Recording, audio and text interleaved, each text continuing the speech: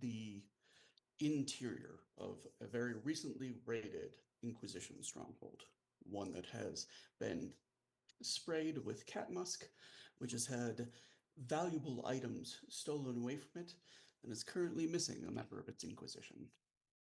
The leader of the Inquisition, he's a man of slightly larger frame, but none of it comes from fat. He's just broader in the shoulders. He has, and I have included a picture of kind of the traditional garb of a Grand Inquisitor that's on the Roll20 right now.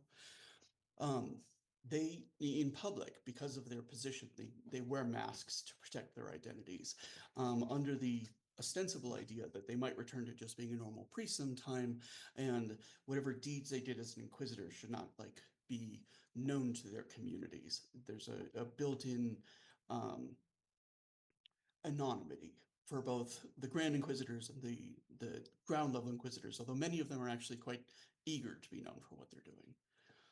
This one is kind of, he's circling the urn and the empty cage, and he kind of slowly removes his mask and sets it down while Father Wessels watches.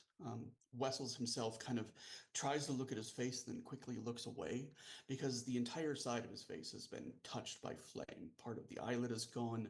The eye itself looks as though it might have melted away. And the rest of it is almost skeletal. And he looks to Father Wessels and he says, "I'm going to dictate a letter. I will need you to write it." And Father Wessels kind of, he wants to protest, "I'm not a scribe," but he also knows the difference between his rank and this man's rank is enormous. And as the Inquisitor paces, Wessels prepares himself, gets ink and quill and parchment, and the Grand Inquisitor dictates the entire thing in one go. He's already comprised the letter in his mind. There's no second guessing himself. There's no repeating himself. And he speaks slowly enough that Father Wessels can keep up, although he's scrambling to keep up with the pace of the speech. "Your Eminence, Freiburg, as I have predicted, has become a haven for villainy and legion worship. The Inquisition is so little feared that an armed force broke into our holdings and plundered a sorcerer's artifact and freed a witch shortly before her public execution. I believe Legion has special hold here. The soulless creatures created by the widespread of heresy are drawn here. In this last mass, they were driven to attend a feast thrown by Cardinal using Vaticine funds. The Creator was with us. One of the theospheric commoners tried to rid the world of the heretical Cardinal, but alas, his shot was spoiled by some wickedness. Sadly, the Cardinal's survival has been celebrated. He has pledged an oath to continue misappropriating church funds for mortal distractions, rather than intending to use it for the elevation of theists. I know things in Castile are dire. I pray that you can find resources, gilder and men-at-arms, to send in service to the Inquisition in Freiburg. Legion's hand is heavy here, and he smiles at the wanton wickedness of these lawless, faithless people. In your service, Archbishop Rosencreuz."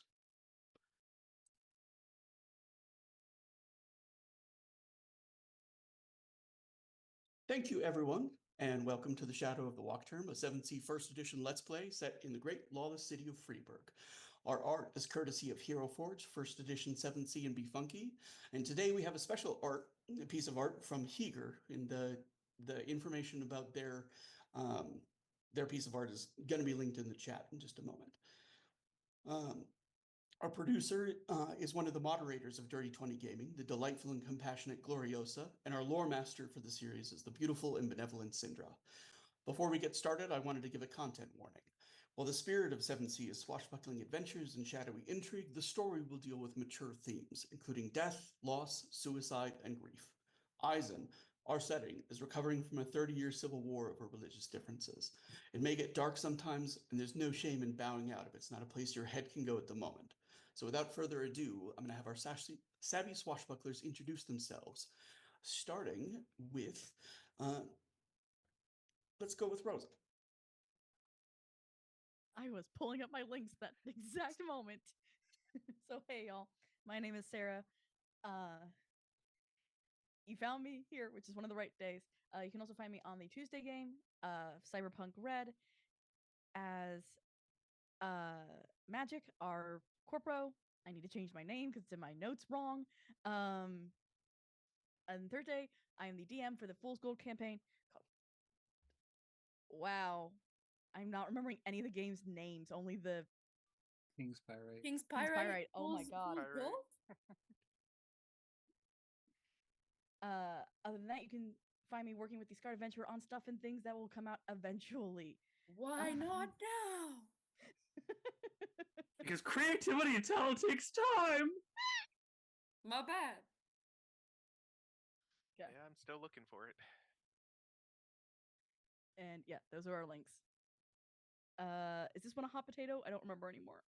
Yes. Yes. Sending it over to Glory. Hello. I am Gloriosa. I can be found, I'm also known as Place of Gloriosa, and I can be found in our Discord, which I'll link in there. I can also be found here tonight as our newly added party member, who is, how do I, is it Montaigne-ish? Montana? Like, Montaigne-esque. Montanesque? Montaigne. She is a woman from Montaigne, as far as she knows, I think. And she Oh, is... if you're asking just how they're referred, they are just Montaigne. Anyway, her name is Honorine, and she's here.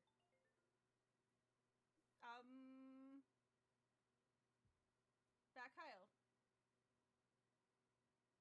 Hi, folks. It's me, Bat Kyle, friendly neighborhood villain and Panzer friend.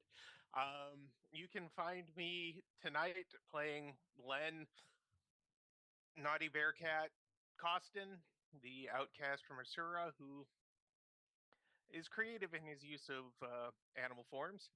On Thursdays, you can find me in our King's Pyrite campaign, playing Badge's Newt, who also can change form. There might be some sort of underlying thing going on here that I'm not aware of yet. He's salty. He's ready to destroy an entire city if they annoy him. And somehow he's also still a hero, mostly due to Encino. Speaking of Encino, That's me. Hi, I am Bison_Stonefist. I'm a regular contributor on this channel. You can, and also the Warhammer fixation guy on our Discord. If you ask me a question about it or I find a meme, you will guaranteed to be lore dumped. I am on this channel 3 times a week. Tonight you find me. I'm Gav O'Thegrin, our lovable dumbass slash possibly murderous criminal. I don't know. He's developing a bad reputation. On Tuesday, I run our Cyberpunk Red campaign. It's called Carnage Heights. Absolutely did not expect this to go into a corporate intrigue sort of game. But you know, that's what happens on this channel. On Thursdays, I do play Encino, who has no last name.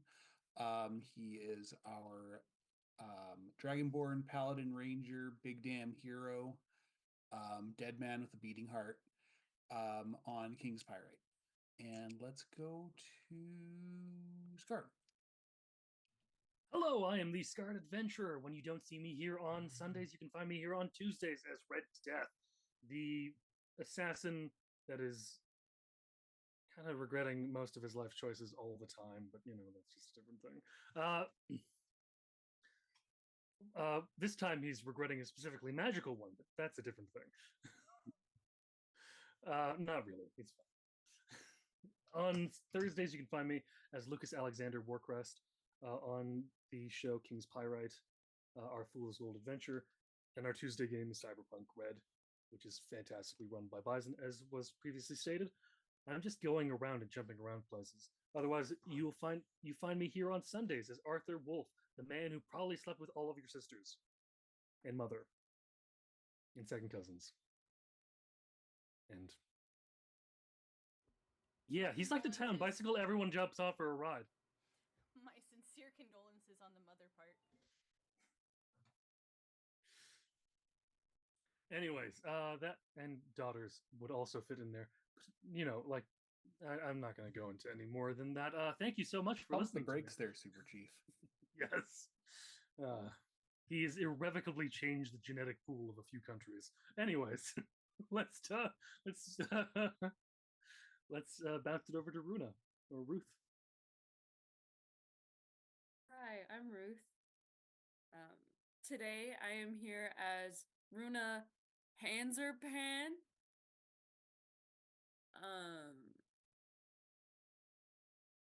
None of you are gonna get that. That's fine. I think I made Sarah choke. That's what he said. You can also find me here on Tuesdays as Exit, regrettably Corpo as well. And today is Sunday. On Thursdays as Desrai. Always looking for a fight. We love her. I'm gonna pass it back to our storyteller. Right, and we will be joined later by Hans, who will be jumping in when he can. The evil work demons are keeping him a little bit longer today. Yeah. So we'll remind us, and we will make sure that he gives an introduction of himself at the end. All right. In the ancient days of Numa, the great storyteller and philosopher Sarah's the Wiser once noted that an adventure can only begin in one of three ways: by death, by slur, or by letter. To begin without one of these incitements is folly, a debacle best described as an indiscretion, a dalliance, an escapade. But fear not, we begin tonight, properly girded, with a slur, the most dangerous of the three, and thus the most powerful.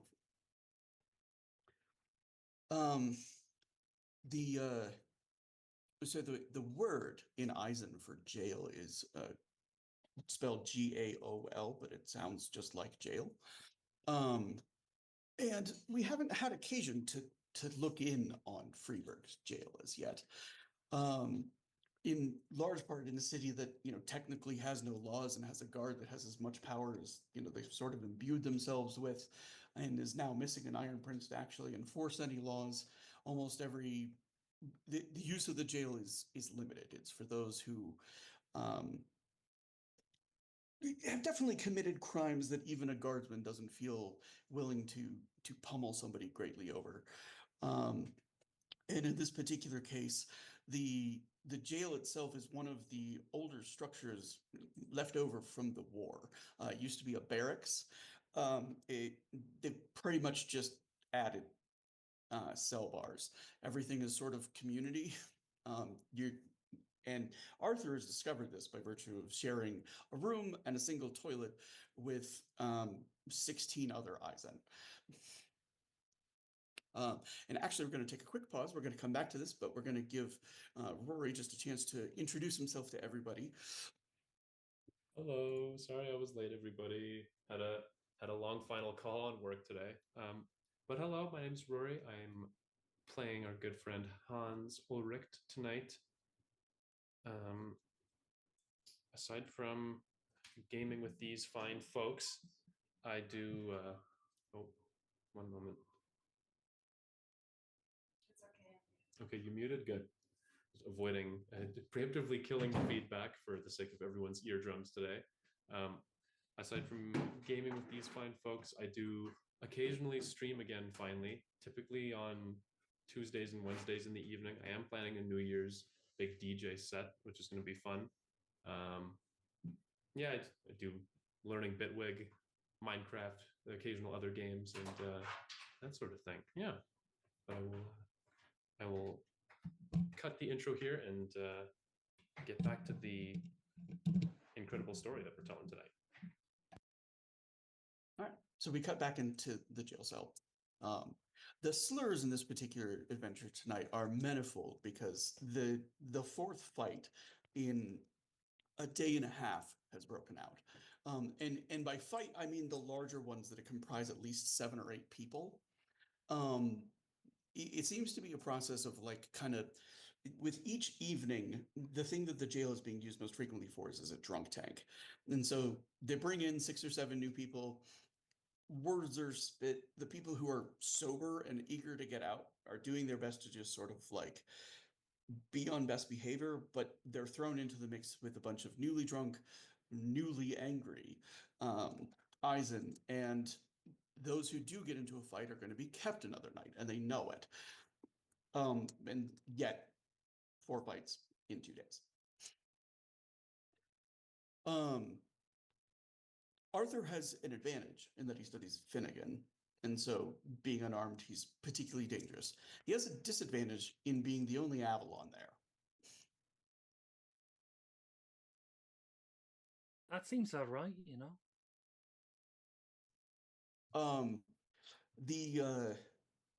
There have been, there's been a few that have kind of like learned the lesson. There's like 3 or 4 fellows that are just out, that have been like bound up and whatnot. And there's an abundance of like broken furniture in the place. Like nothing works quite right because at some point every piece of furniture in this area has been used as something to slam people into or slam over somebody else. And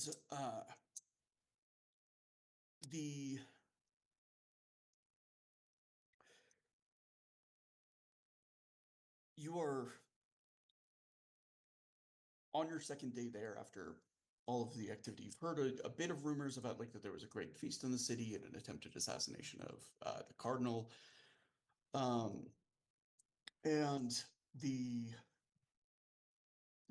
But you haven't really been able to like get in contact with. There's no concept of like everybody gets a phone call.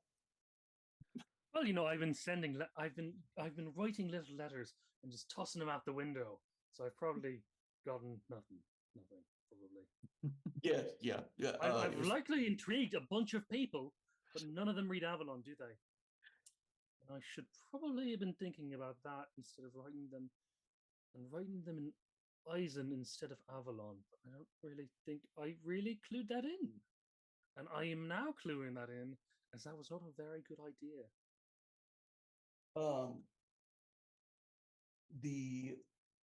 Let me look one thing up real quick. There's like, you're kind of in like one of the lulls of the storm. You know what I'm saying? Like they're expecting new people in probably another hour or so, and everybody that's here is enough hungover or gotten their ass kicked that they're not looking to start a new round of it.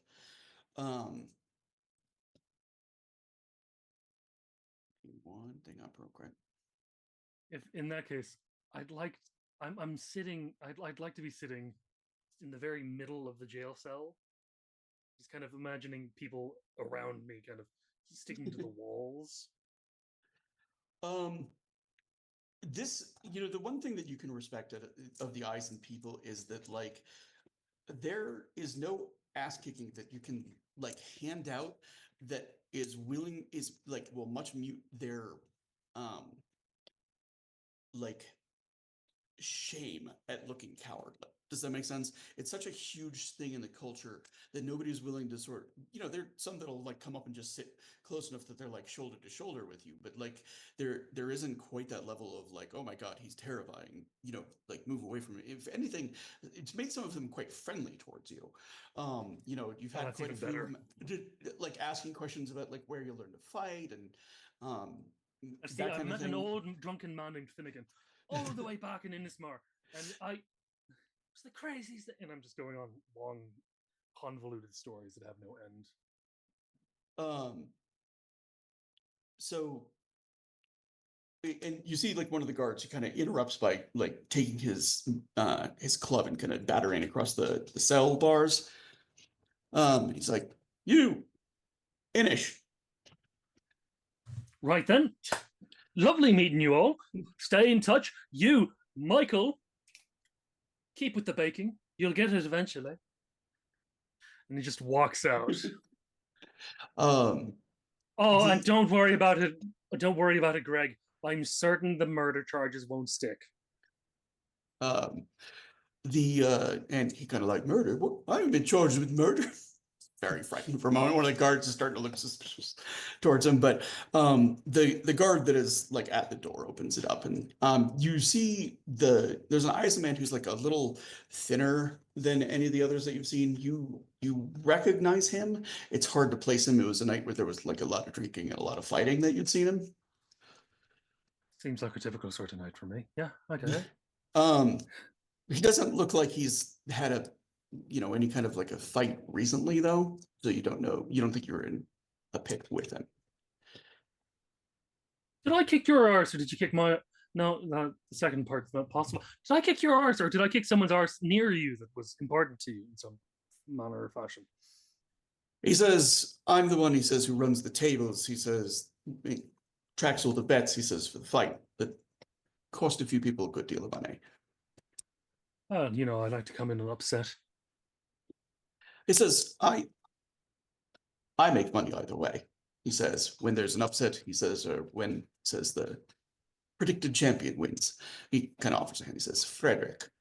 Ah, Arthur. Just like a nice slap handshake. The kind of enthusiastic one you only get from con men or insanely friendly people. Guess which one Arthur is. He says, I have an offer for you. He says, asked around a bit, heard you've caused some trouble, he says, at a couple places around town. Oh, I don't like to keep my nose clean. I like to keep it nice, plastered and filth. What if I could offer you, he says, a regular nightly, he says, get your ass kicked. He says, and in return, you get a bet for free. He says, whenever you can win off of bets on yourself.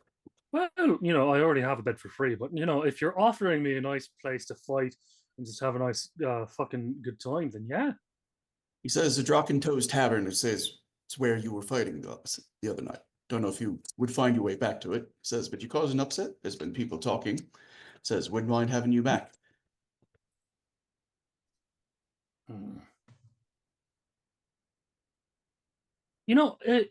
Wait, is this one of those to be released? I have to do this thing for you. Oh no, he says, you're out. Fantastic. He says, the man who was charging you. He says, honestly, I don't think he remembered it after he won his winnings back on the next fight. Oh, fantastic. I'd be happy to come in every now and then. I'm not such a sort of thing where I'd like to be a prize fighter and be the sort of main center of attraction. I mean, I end up being the main center of attraction at a lot of places anyways, but that's a different thing. So what I'm trying you talk a lot, don't you? I do. I talk quite a lot. He says, well, let me get a word in edgewise. He says, here's the offer. You make 3 fights a week. He says, and you'll have a place to stay free of charge. Board along with it. He says, I won't offer you as much as you can drink. He says, but I will say that the bartender will give you a reasonable amount each night. Well, that's actually more. What are my current? Just give me a moment. Thinking. Why not? 3 fights a week. That's pretty easy. I can knock that out in an afternoon. Oh no. 3 different nights. He says it's about drawing people in. Oh, 3 different nights of fights. Okay. Well, yeah, just one fight a night. No, mate.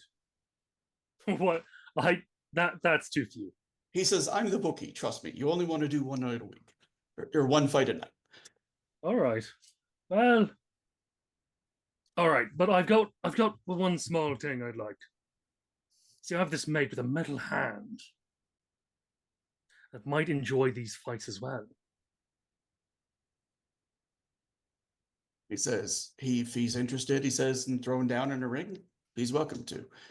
He says, we do boxing only, though. He says, it's only pugilists. I don't think he uses a weapon. No, pugilism is an art form. He says, beating somebody's ass, that's a job. Can't it be both? Right.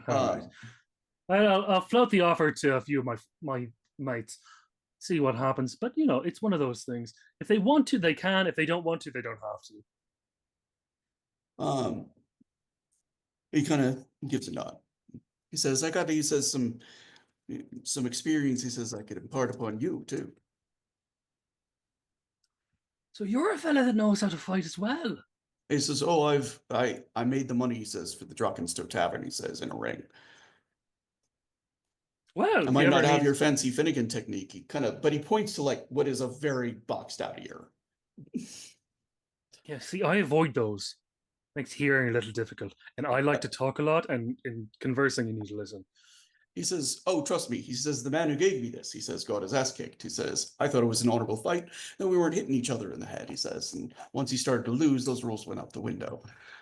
Well, you always hit people in the face. That's how you get it. I mean, I don't do the sides there. No, never mind. That's a bit of a So lie. I do. just as an out of context thing, in this age, it's actually very rare because people doing bare knuckles boxing would break their knuckles. That's why the whole kind of like stance was invented. Like the one that we now think of as very weird is because like when you're fighting like this and just going for headshots, when you have pads on your hands, it's a very different thing than when you are fighting 5 or 6 times a day and you break your knuckles on the first one because you punch somebody in the head. Right. So sorry, a little bit of like I'm a boxing No, I'm. nerd. So. No, I get it. I fully get it. I was just imagining that Arthur is one of those insane people that still punches people in the face. Probably Rory Finnegan is the one who taught him. Rory probably was like, well, yeah, like you want to make sure that they don't take it for granted they'll never be hit in the face, because then they'll fight different. And if they're, are scared, they lift their hands and then you can hit them in the gut like you're supposed to. If I wasn't supposed to punch him in the face, then why is nose so easy to break? It's more. Well, it was more the jaw. I don't know. Did the other fella? And he looks at. Did the other fella like what's his jaw situation now? Because I felt pieces. He says, Mac? He says, Max had his jaw broken. He says 6, 7 times. All right, as long as he's good about that and is willing to drink through and willing to eat through a straw. He says, a dead man, he says, can drink his dinner every night for the rest of his life and he'll be happy. So I want a quick wits roll from you.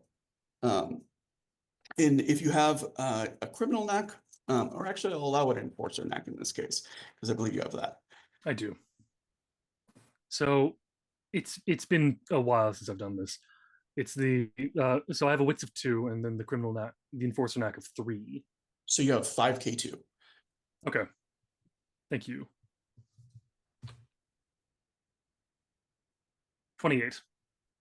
Oh, nice. Okay. So you catch I rolled 2 exploding ones. Nice.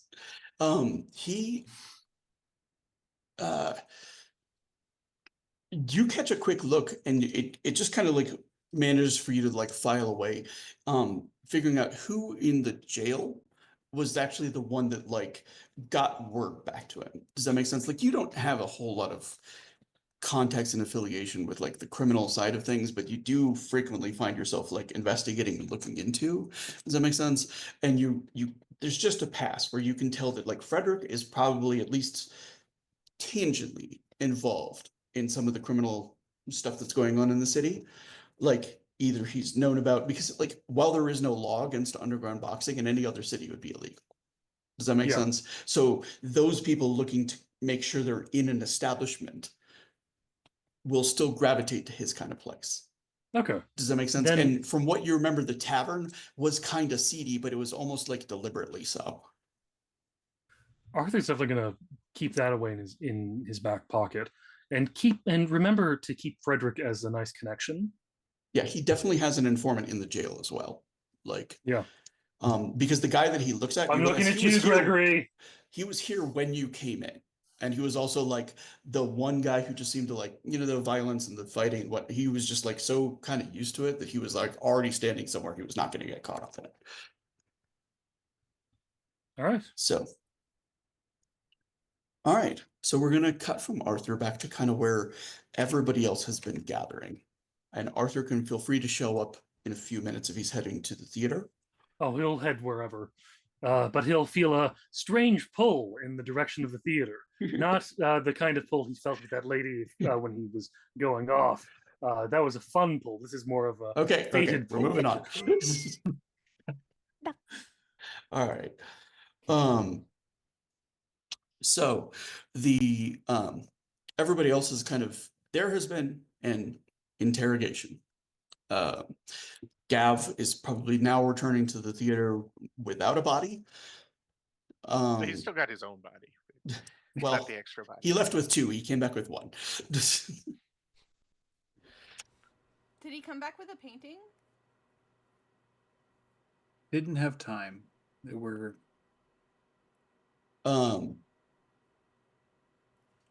So the Alejandra, is still kind of, she's in the costume room kind of mopping up. Oopsie.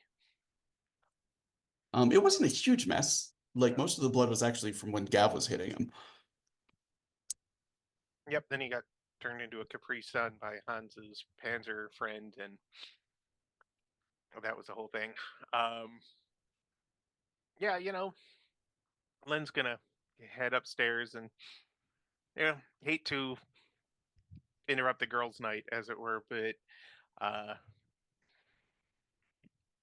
some stuff was learned that should be shared.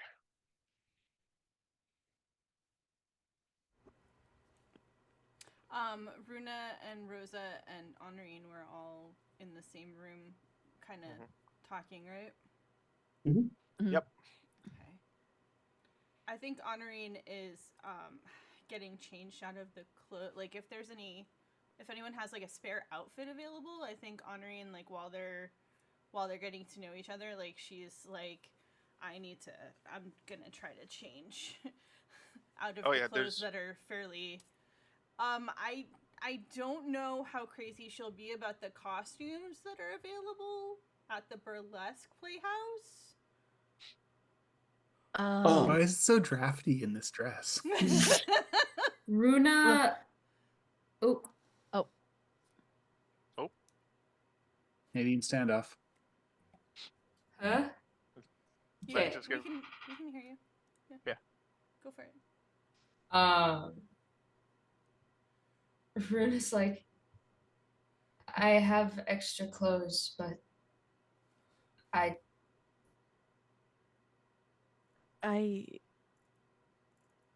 have dresses, but I don't know if you would wear this style. And she points to her very much Verdace dress.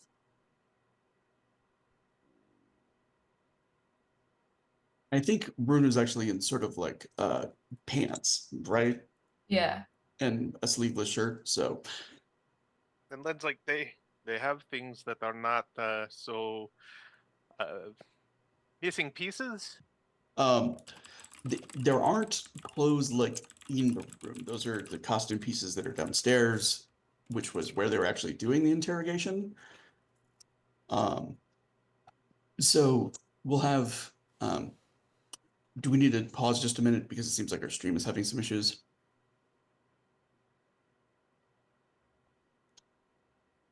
Are we good? I think we're good. We're just a little bit delayed at this point. Okay. All right. I just wanted to give you a heads up that I was having some internet. Ah, yes, some internet flappy dance. It's my specialty. All right. So there's the knock on the door from Gav and Len and Hans returning from the interrogation. Well, I'll look around for a minute and just be like, well, that was very much, it's not my accent, sorry. That was very much the Inquisition attempting to assassinate Cardinal Ciosa, likely because he is the only echo. Okay. Likely because he is the only other challenger for a seat on the council.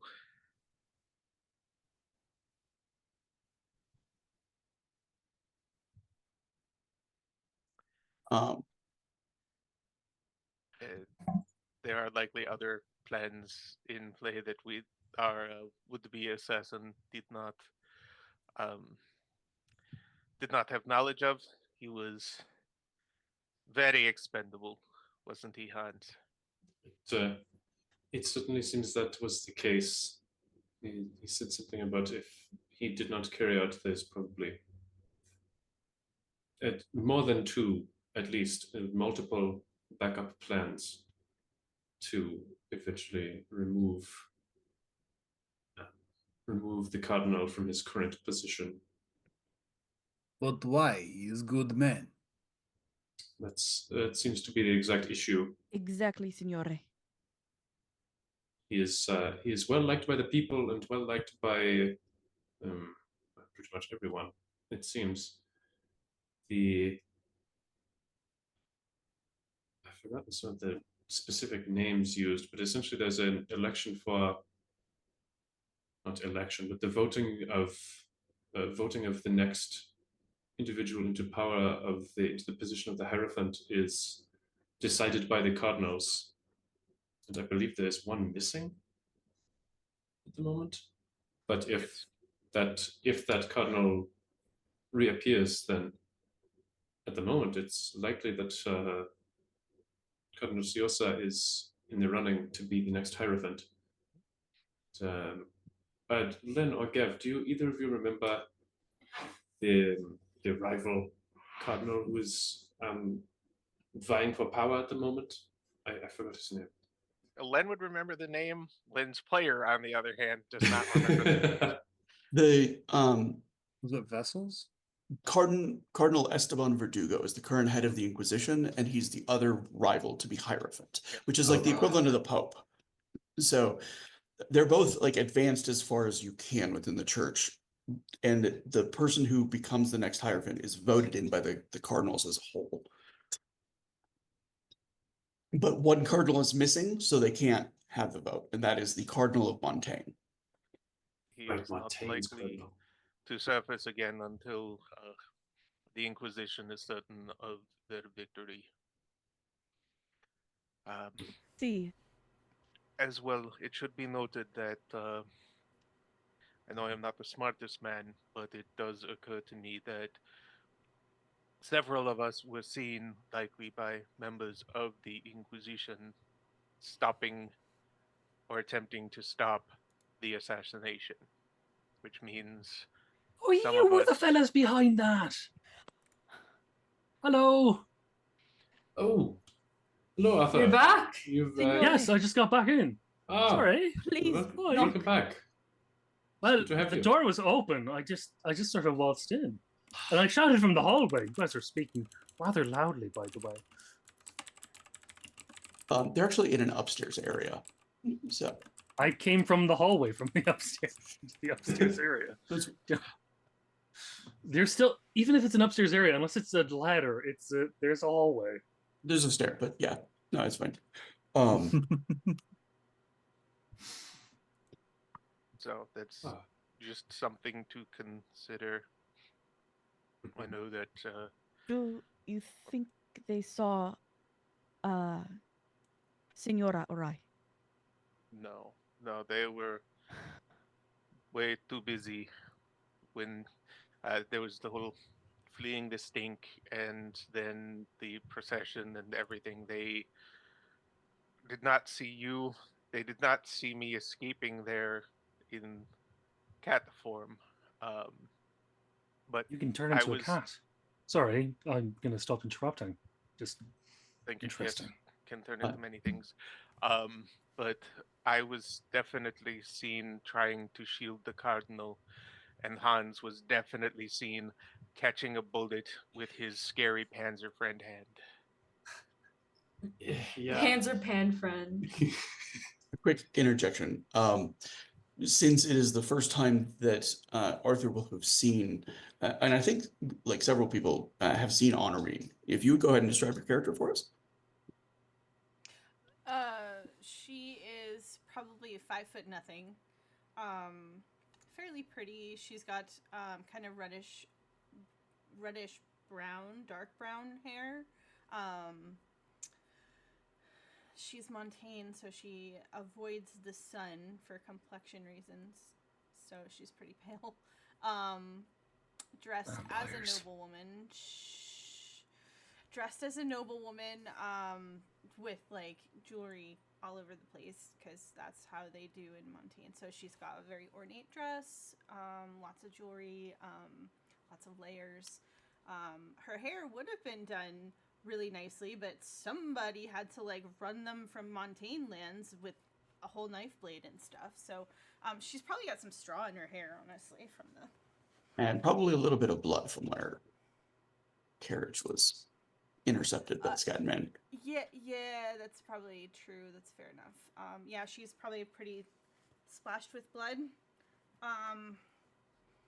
Little princess vibes, sure. We'll go with that. Probably Gav's nickname for her. You look like you've seen some stuff. Is little princess all right? Saved from the tower. Who are you? Oh, I'm Gav. Arthur. Sorry, wait, she speaks with a French accent, but I can't do a French accent, so just imagine a French accent there. My name is That's Gav. like me with Runa me just not being able to do that. Rose's accent is all over the place, so But like good. pretend So's that Gav's. I am doing that. We're good. Scandinavian we're good. accents are difficult. Anyway, she's looking at Arthur and she's like, "Who are you?" Oh, I'm Arthur. I'm occasional companion of this strange group of people that seem to be almost from almost every major nation. Just realizing that now. Funny. It's almost one of us of everyone. Oh, see. no, that's about us. Oh, weird. You don't really see us all together unless we're all, trying to kill each other. Gav gives you a look. Oh no. What have I done? No, not you. Bison froze. Okay. he Oh actually did no. I Oh, was wait, freeze. seriously. I thought he was doing the bit. Oh. Friend Gav? Scary was stare. bit. Signore? really Gav trying gives to you a figure look. out- Oh no. It was exquisitely timed. Like, It's great. Guys, my tummy hurts. I can't be laughing right now. Ow. I have carvings now. This is very strange.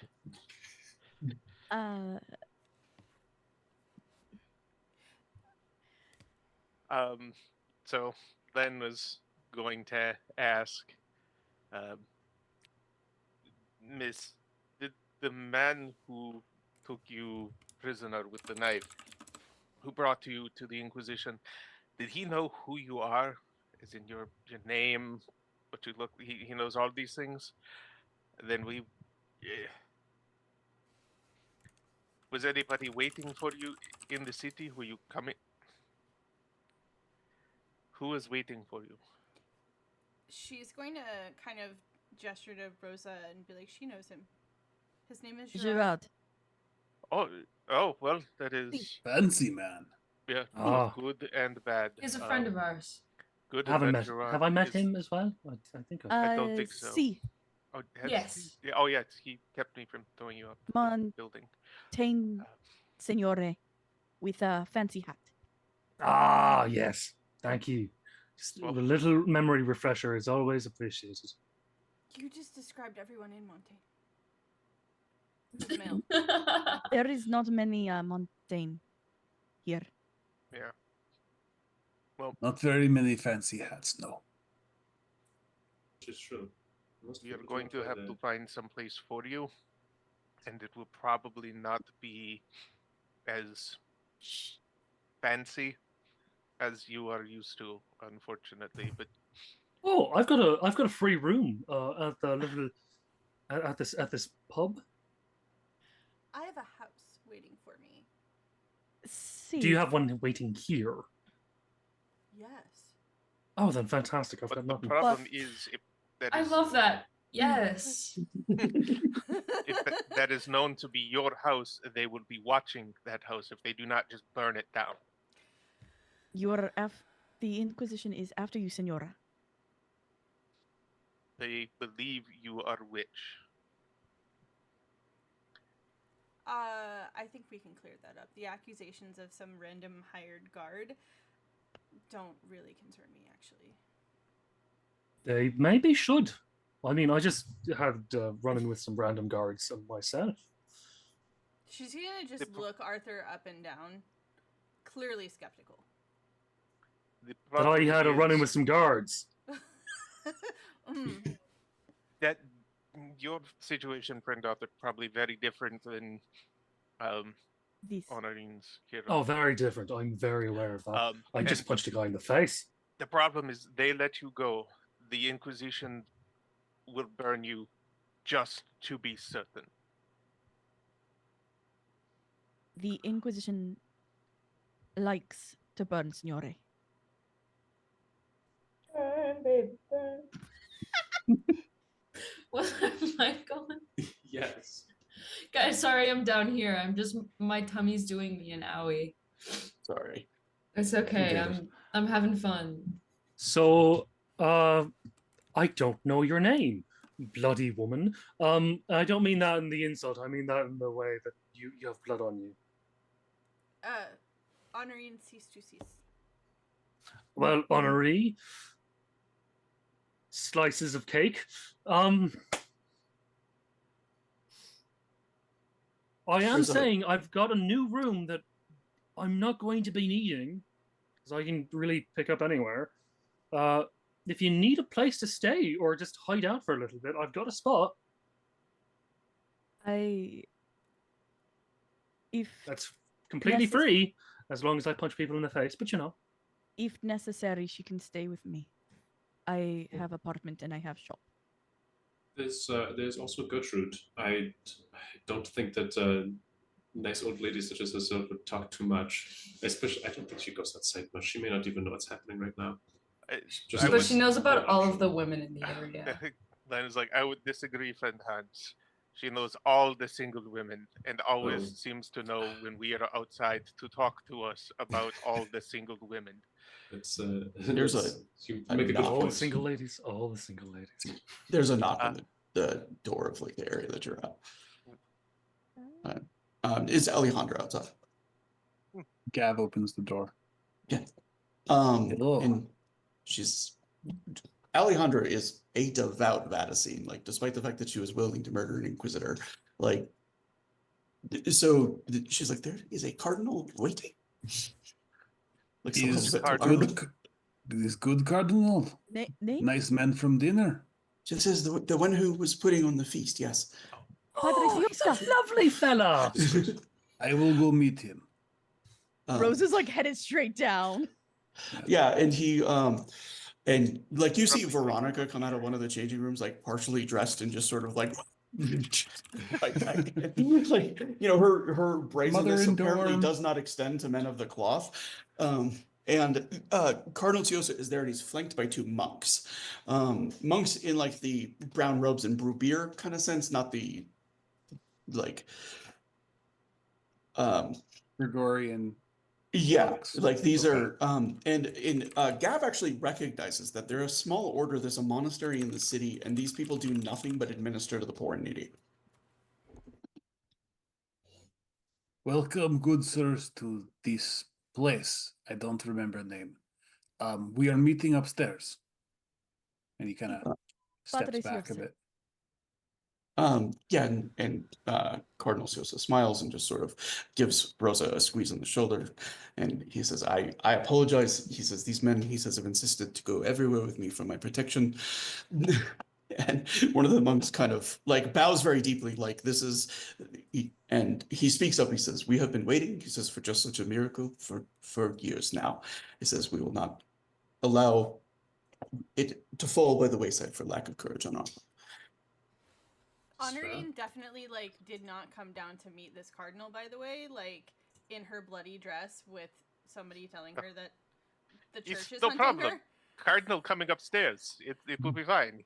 Yeah, no, and so when she hears them coming upstairs, she's like, what the fuck are they doing? Like she's definitely like kind of moving. No, don't worry. I don't believe that he's one of the Inquisition sort. Did Arthur go down with them? No. Okay. Arthur stayed up. Okay. Why? Because he just got here and he doesn't want to go everywhere. She's definitely she's like moving behind, like if they have like one of those folding changing screens or something. She's Yeah, kind there's of edging behind that. there's also Oh, some like partisan. filing cabinets as well as like the sort of I don't know if corkboard has been invented yet, but there's definitely something that they're using to keep track of like upcoming shows. And this was the office through which everything was sort of organized previously, so there's plenty of places you'll be able to kind of dip behind. He says that I don't. For the sake of narrative convenience, I did stay behind. Yes, Yosa is coming up. And the monks kind of move to like watch the doors.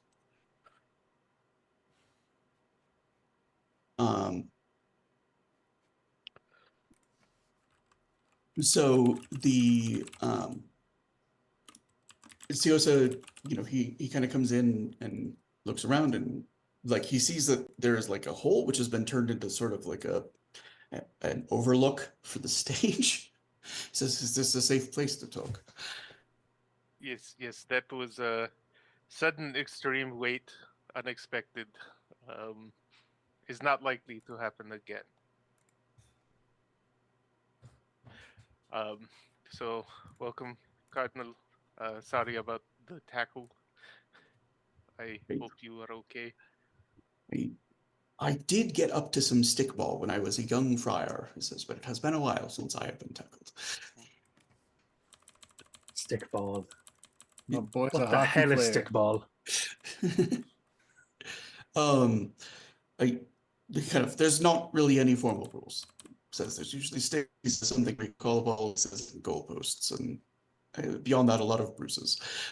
Oh, we had a similar game, but we played it on the ice. And it was one of the most violent sort of sports we'd ever seen. I mean, next to what I like to do, but that's different. We tried to keep from too much wrath. He says, but I wanted to come and offer my thanks. He says I was aware, he says, the Inquisition has had me in its sights. He says, I did not expect them to act so boldly. They will try again. Si, signore. He says, of course they will. He says, this is not the nature of men of power to give up because they are thwarted.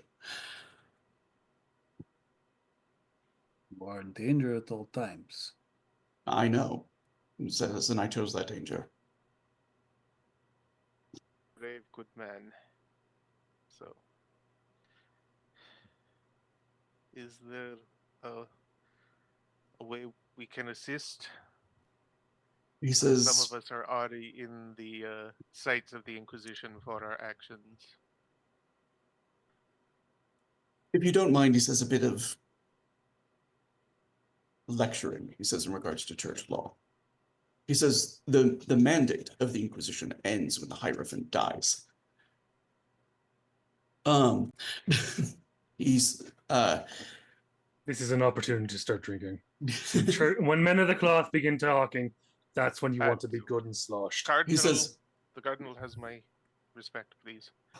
He says the mandate of the Inquisition ends when the Hierophant dies. Every Inquisitor that has been named for a temporary period. It is not a permanent institution. It is a new one. He says one that has only begun a decade or two previously. He says, and yet Cardinal Verdugo continues to act as the head Inquisitor. Despite the death of the Hierophant, he claims the death of the Hierophant is adequate reason for the Inquisition to continue because it has an Inquisition to carry out against Montaigne. He says, but they have no more charter, says, for their burning and their lawlessness and their activities from the church than a common thief does. He says, unfortunately, they have power. He says, and that power will embolden them. He says, and they have earnest believers.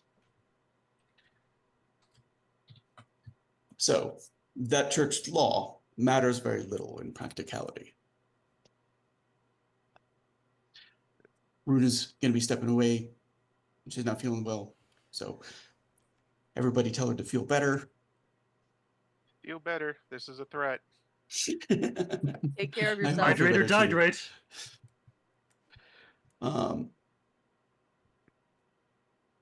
And for my purposes, we'll just assume that Bruna is herself not feeling well after everything and has stepped away.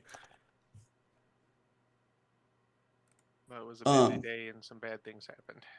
Yeah. Siosa sits, and he's kind of thoughtful for a moment. He says, I came, he says, to offer my thanks. He says, your intervention was truly appreciated. He says, I also hope that you were able to accomplish whatever you needed to do. I don't need to be privy to the details.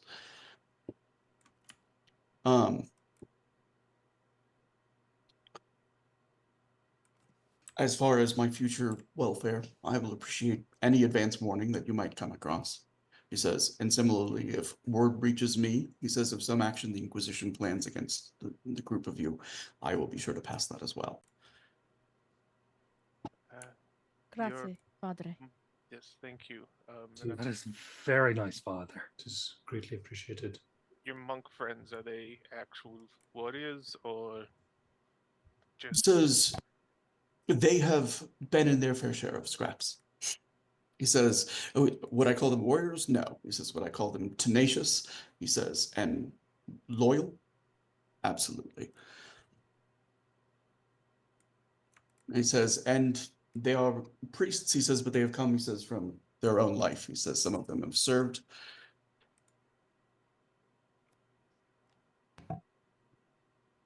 Noted.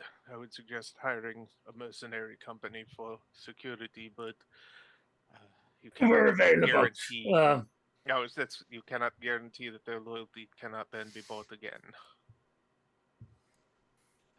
He says the loyalty of those, he says, purchased with coin is exactly as strong as the coin it was purchased with. Indeed. And the Inquisition has much money from those they have killed.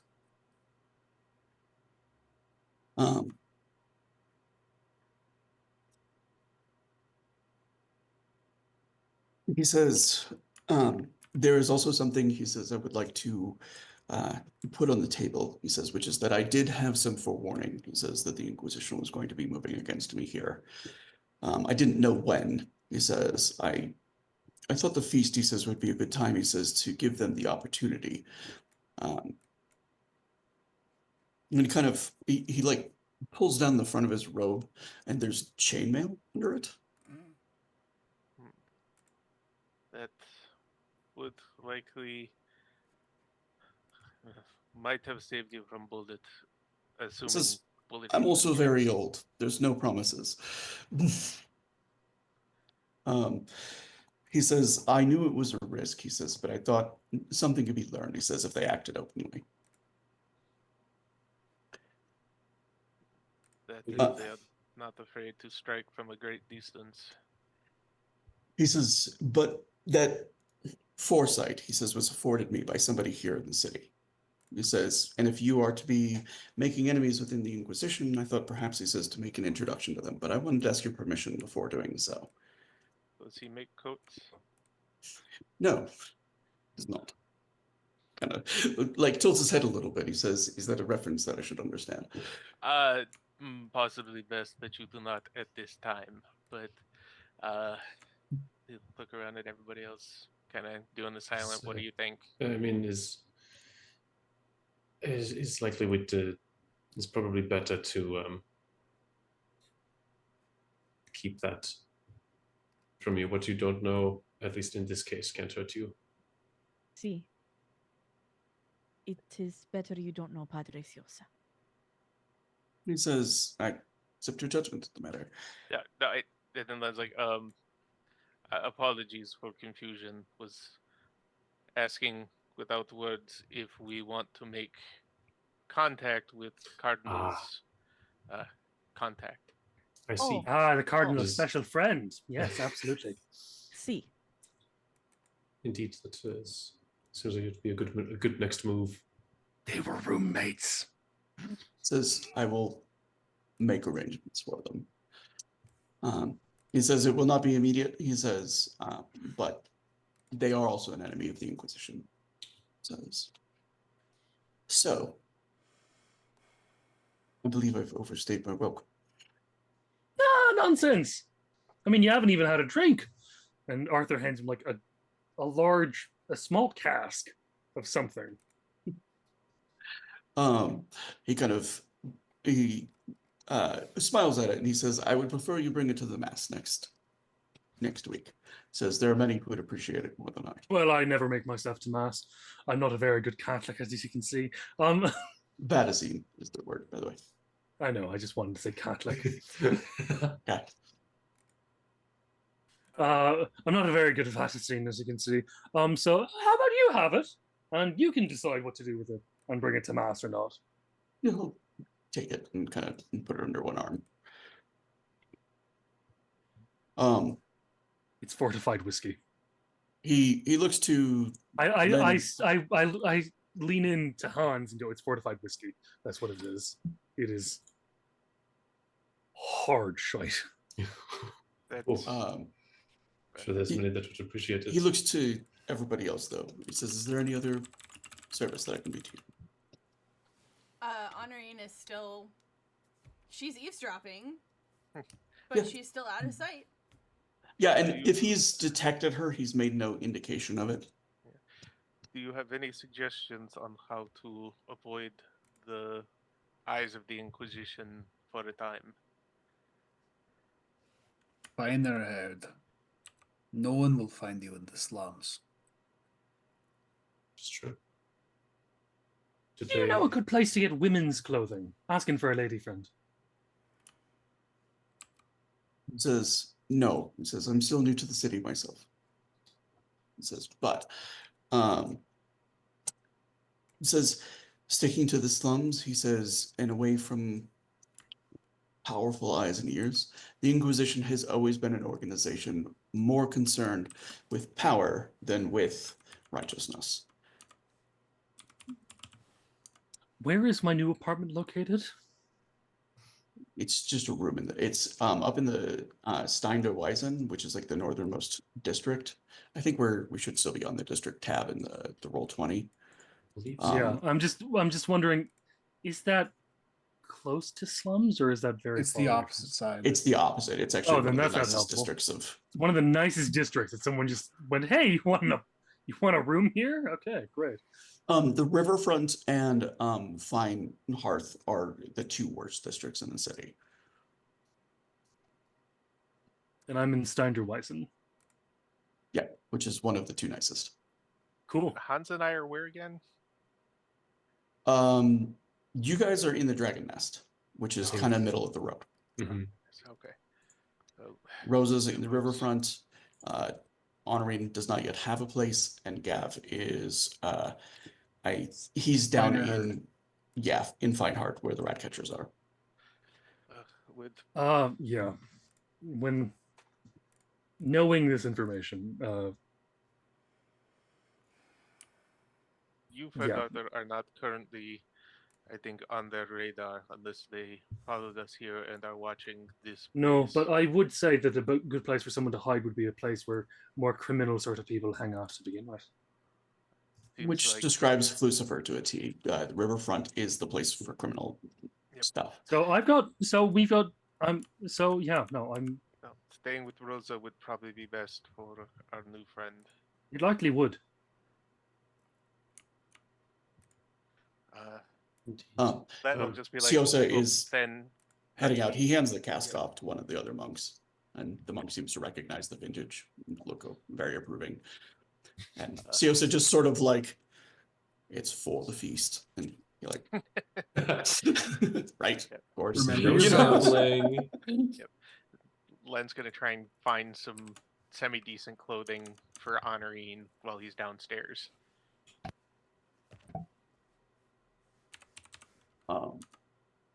There's also, Rosa probably knows more than anybody where there's a couple dressmakers in Riverfront. There's actually a dressmaker who claims to cater to like the higher end stuff, but also lets the Jennies and the street prostitutes come in through the back door because she's got to make a living. But she's got the skill to do higher end stuff.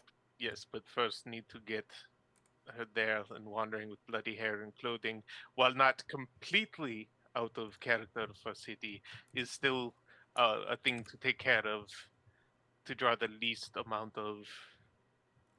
I keep losing my accent today. Honorine. I understand that you are a noble, see? Is the Cardinal still there, by the way? No, he's He's walking gone? out. Okay.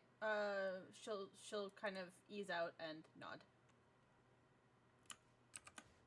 The best way to get you to my shop might be for you to dress as a something else. To take on the role of something else. Like what? I do not know what they are called in a mountain. But here, why do I sound more French? Oh my God! This You is not see, a good time ears for there accents. goes Si, signore. the... Si, signore. There we go. It's the Eisenward Jenny. Gav suppresses a snicker. Excuse me, you want me to dress like a what? He wants you to dress like a harder. Do not be so mean to Princess. Come. I am not being mean. I am trying to help to That get was her to Arthur. out of here. No, it was Oh. entirely to Arthur. Well, you know, I'm- I just felt we could just not mince words and just say what we I think. am not mincing the words. I am trying to help her get her out of here without being seen, if the Inquisition follow us. I am already wanted by Inquisition. Just for existing. Best way to get around that is be something that they will not look at. Unfortunately, it's Jenny.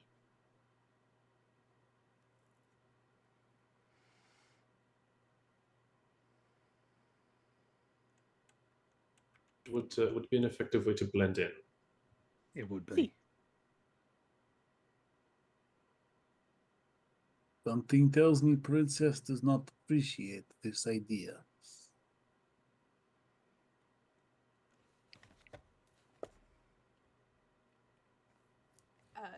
No.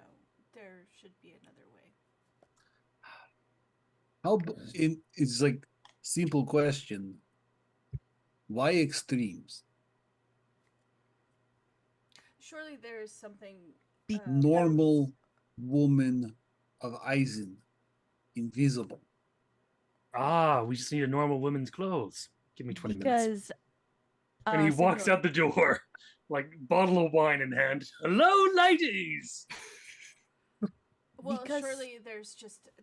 I can get a large coat or something. Len comes back up with some stuff. Some Ladies stuff? downstairs, Some help stuff me. he's coming Some up with. stuff. Some stuff. Meanwhile, I'm on mission to seduce and then borrow some clothing from a random Okay, woman. so Right. I appreciate that your character has dangerous beauty, but this is still like the Middle Age. This is still the Renaissance. There is no like protection. Seducing your way into a woman's bed and stealing her clothes in under 10 minutes is not possible. So if you want to I don't really even have dangerous leave the for her to scene, get you into I, can. I don't even have dangerous beauty. I just have handsome personality. Len has Um, dangerous beauty, I'm but Len just takes letting you know, more. like, it's not something I would assign a difficulty to. Like, the best you can do is mug an ordinary woman and take her clothes in that kind of time span. Oh, Okay. gosh. even worse. Yep. And Len's going to lay out some things. Uh, Everyone from a. Wait, what does Gertrude look like? Because I haven't met her. If she's in this, She's small not in this part of the lighthouse. town. she's Okay, not this never one, mind. No. So, someone. I just need someone with enough. I thought Keep it Gertrude in just for a moment pants, only because. cowboy. No, wait. Let He's me gonna finish what close I'm the saying. door and just bar it and just keep Arthur out. But no. It literally would have been like Gertrude. Like I met this lady named Gertrude. She said no. Said it'd be a bad idea. Anyways, Len hello? lays out a racier costume, something that looks more like a fishwife, I would say, than even necessarily a housewife. Still kind of racy because of where he got it from, and then like a merchant's wife or mistress kind of costume. And he's like, this is best I could find that actually covered front parts and back parts.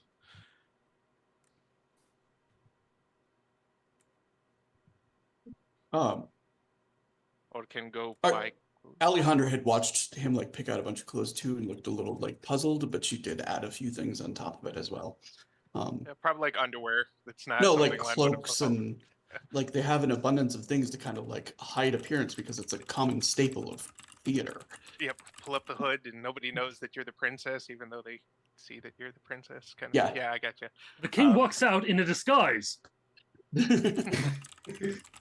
There are three but, people who get that reference. I love you. um, but yes, he's good. So can do something with this. Don't have to worry then about possibly being approached by rowdy sailors, as might Yes. happen in Porter Quarter if you look like Jenny, especially attractive, well put together Jenny with good skin. That's It also a seemed- good point. So I if know nothing about Jenny's. Sorry. I was with a Oh. mercenary company for some time, I know more than I wanted to. I mean, I've had the occasional Jenny pay me, but that's something different. Yes, I'm Moving Oh, on, you are how do very we get special. how do we get the princess to Rosa's place? Rosa was not seen. Sorry, masked lady. I would say I was definitely seen. Hans was definitely seen. We should leave first. Head back to our quarters. If they are watching, we are the known ones. Then Rosa and Honorine go out back, possibly with several other of the ladies here, and just peel off slowly from group and go back to Rosa's place and recover. Gav? I will There's watch no- from shadows. Okay, I was going to say there is no hiding you, my friend. You are my stalwart brother in arms, but there is no hiding you with any number of cloaks. I So- know this city And where very does that? well. And where would that leave me, the most annoying member of this group? Can you come out after us and just draw much attention? All right. You are good at this, and if you punch some random people, that will probably help. If I punch a random person, they might die. Let's do well, something then- else. Then I don't know, grab something from them and run. I don't care. Just draw as much Look, attention as you very can. consistent, but I've got an idea. Just Uh, be I am yourself. glad that you Tea. have idea, because my idea is slowly becoming toss you out the window and cause scene that way. And While my they're idea is just arguing- offer people free Signore, drinks. I will help you. While they're arguing, by the way, Honorine is just very quietly taking off the top layer of her clothes and putting on some of the more drab overlayers and stuff, and I mean, it's probably some of her underclothes are probably still pretty fine, but while they're arguing, she's just quietly transforming from a noblewoman into a person. Yep.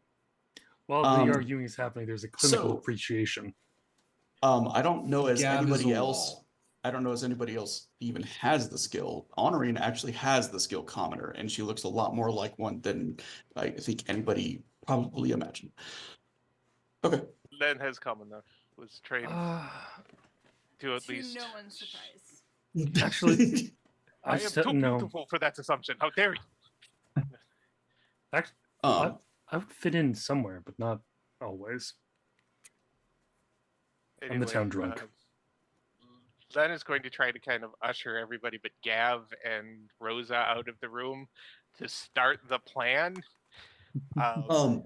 One quick thing I want to have brought up during this period as Honorine's kind of changes and collects her stuff. I'm sure she's going to pick up her figurine, as it's not something she yet has a place to hide it, right? It's true. And Hans will see it, but I want Honorine to describe it first.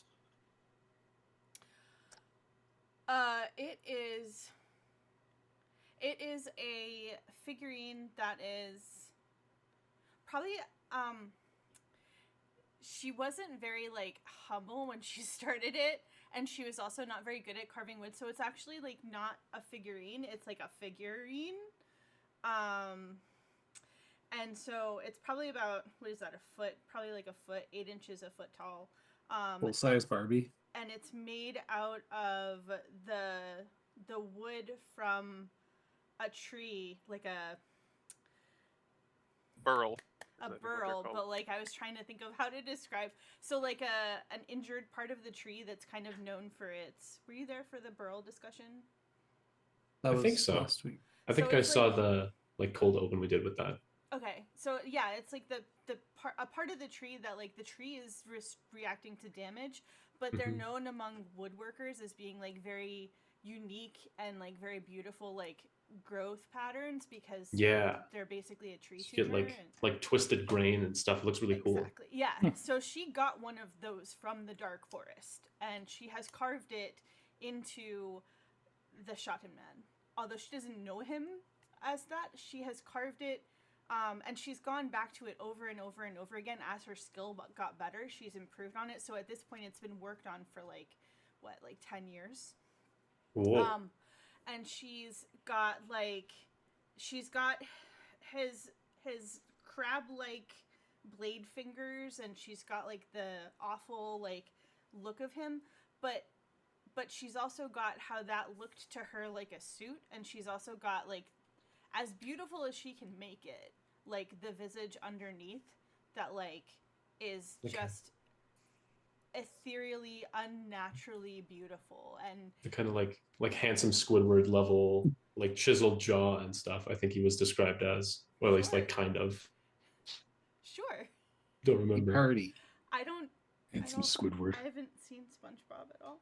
That's fair. I only know what I know by osmosis, but like I've heard of handsome Squidward, so like sure, but it's like If you typed it up, it'll be fast to find.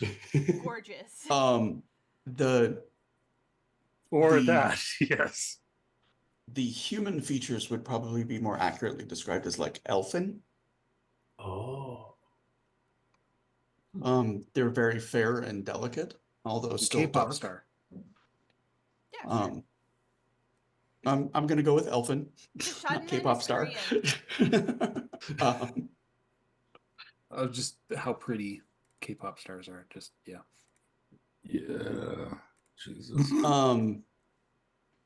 So whatever reaction Hans, I don't know if he, will respond immediately, but it's clearly hers, and Yeah. it's also Blackwood, which is like, to your understanding, like merely like getting the sap of it on you is enough to like invite beasts to come in the night and kill you. Yeah, You kinda so like she moves it. Oh, sorry. She's like setting it aside. She's keeping it close to her, but she's like kind of casually setting it aside. Like it's something she keeps with her, but it's not like carefully like a Yeah. talisman or anything. He kind of like, if he like, he's noticeable and kind of like he starts a bit and then kind of remembers, like looks down at the hand. The Panzer hand is still on. I think most of the features have retracted at this point, but it's still like it's a. I think you've heard it described before, but his Panzer hand is like a metal gauntlet that's like blackened and very like Vanta black, like those super dark paints that absorb like 99% of light or whatever level of darkness. I think it was described as. Yeah. Black It looks down 2.0 subtly. is Yeah, the something like that. just because Anish Kapoor. Anyways, Fair. All right. Some art world drama. Fair. So it's very everybody's Super, yeah, like almost absorbs light level, and then black. Okay. I don't think he'll say anything, but he definitely like he's taken notice, but then kind of looks down and kind of. right. So make a mental who note of is that. with the group? Rosa, who is in your group? Is it just you and Honorine? Unless then- Arthur is joining us. Gav's following. Do you want behind. Arthur to join you? No. I thought Arthur was going to go be a distraction. Yeah, I think he's Kind of going the first. opposite of- Please, please. And she's like Arthur pretty much walks out and just starts handing people free drinks in the middle of the street. And she like took off all her jewelry and like tied it up rather than in like a coin purse. She's like got it tied in a corner of her like cloak or whatever. Like so she's not like making a target of herself. She's very like trying to not.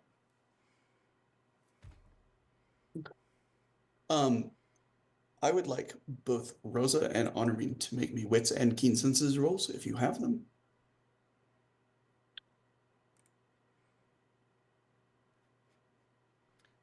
let me remember how to do this. Don't tell me.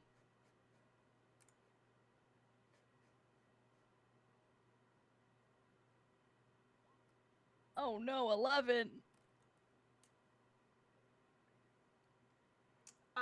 Do I find keen senses where I also would find artist, noble? It's an advantage if you have if you have the advantage of keen senses. Yeah, but like, where do I find it on the character sheet? You have advantages on the first tab, such as like beauty, sorcery, etc. They should all be listed there. Okay. I don't see anything that says. I see heritage. I see sorceress heritage. I see skills. You were on the skills tab. Oh, I moved over to the basic tab. Okay. All right. Okay. Thank you very much. And you said wits? Yep.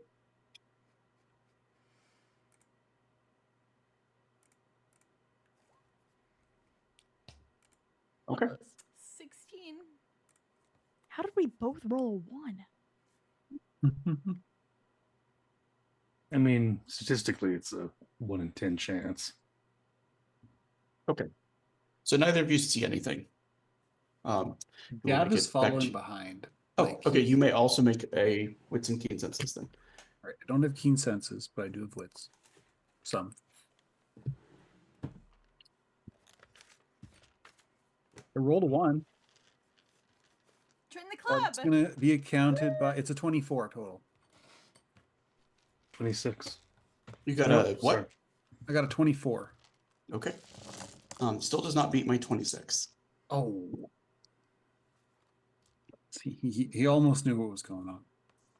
You do have like a tingle on your neck kind of, feeling. Does that make sense? Mhm. But you don't actually see anybody that appears to be following them. Yeah, because he's following behind. Mm-hmm. Okay, so while Rosa and Honorine are walking, she's trying to make conversation and sound casual. She's trying to fly casual,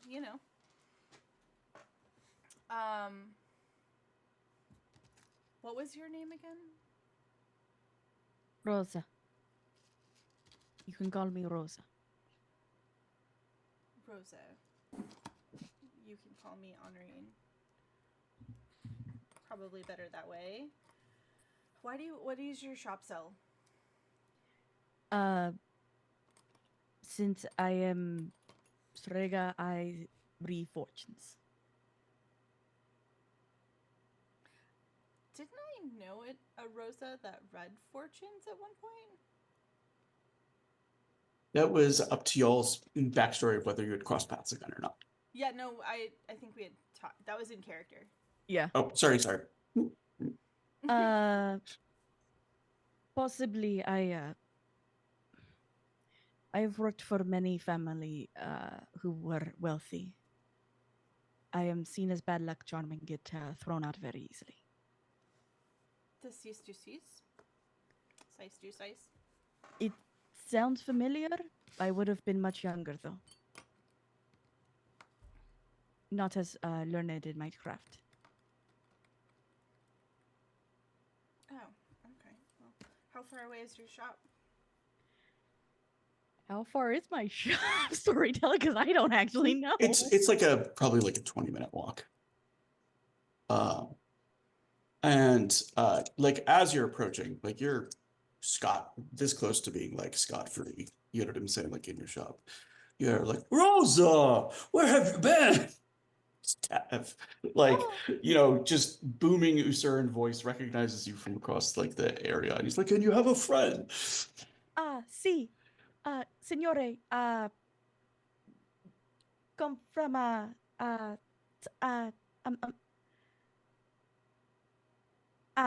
sorry, eyes are not good. He kind of, he's a like big, tall, strapping Usuran guy. Gav, you probably like he's known as he's like not a confidence artist. Does that make sense? Like he sells people trinkets and stuff like that, and he always has a story to go with them. But like usually people are just buying into the story. Does that make sense? Kind of a swindle, but not really. Yeah, like, but there's usually like a really impressive story to go along with that. You know what I'm saying? And he's not charging like a crazy, outrageous fee. So at tells the end of fish it, people stories. have a knick-knack, you know what I'm Yeah. saying? But they have a memory to go with it. Yeah. And so, like, nobody really kind of holds it against him. Sure, it might not be, the ancient Pirate It's a King hustle. artifact they were hoping it would be, but Yeah, it's a hustle, but it's not like a mean-hearted hustle. yeah. And probably one of the few people that is noteworthy just for being as tall as Gav. And what does Usurin mean? Is that where Len is from? Yes. Okay. He has a staunch, it would be like a Russian accent. I can't do one and be understandable at the same time. So, Yeah, I can't either. but he kind of he claps Rose on the shoulder and he says, I know, you're still working on the eyes. And Si, signore. he kind of he says, well, are you a friend of Rose's? To Henri. Yes? He says, well, then you are a friend of Tav. He claps you on the shoulder too. Well, no Eisen. Honorine stumbles like at the she's like, "Ooh, totally was not expecting that." He says, it is so nice to meet a friend of yours, Rosa. I'll bring by something for you to drink. Grazie, signore. And she goes to her shop, opens it. I do want to see something else real quick though.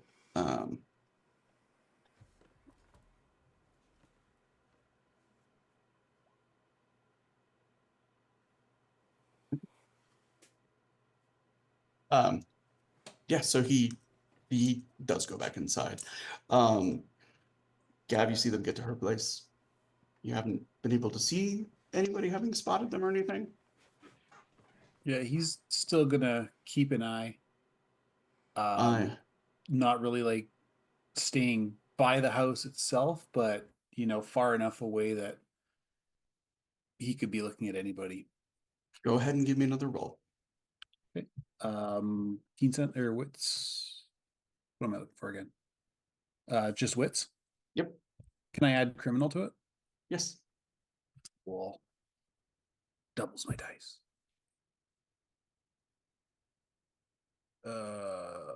That is a 14. Okay. You're rolling against somebody else now. So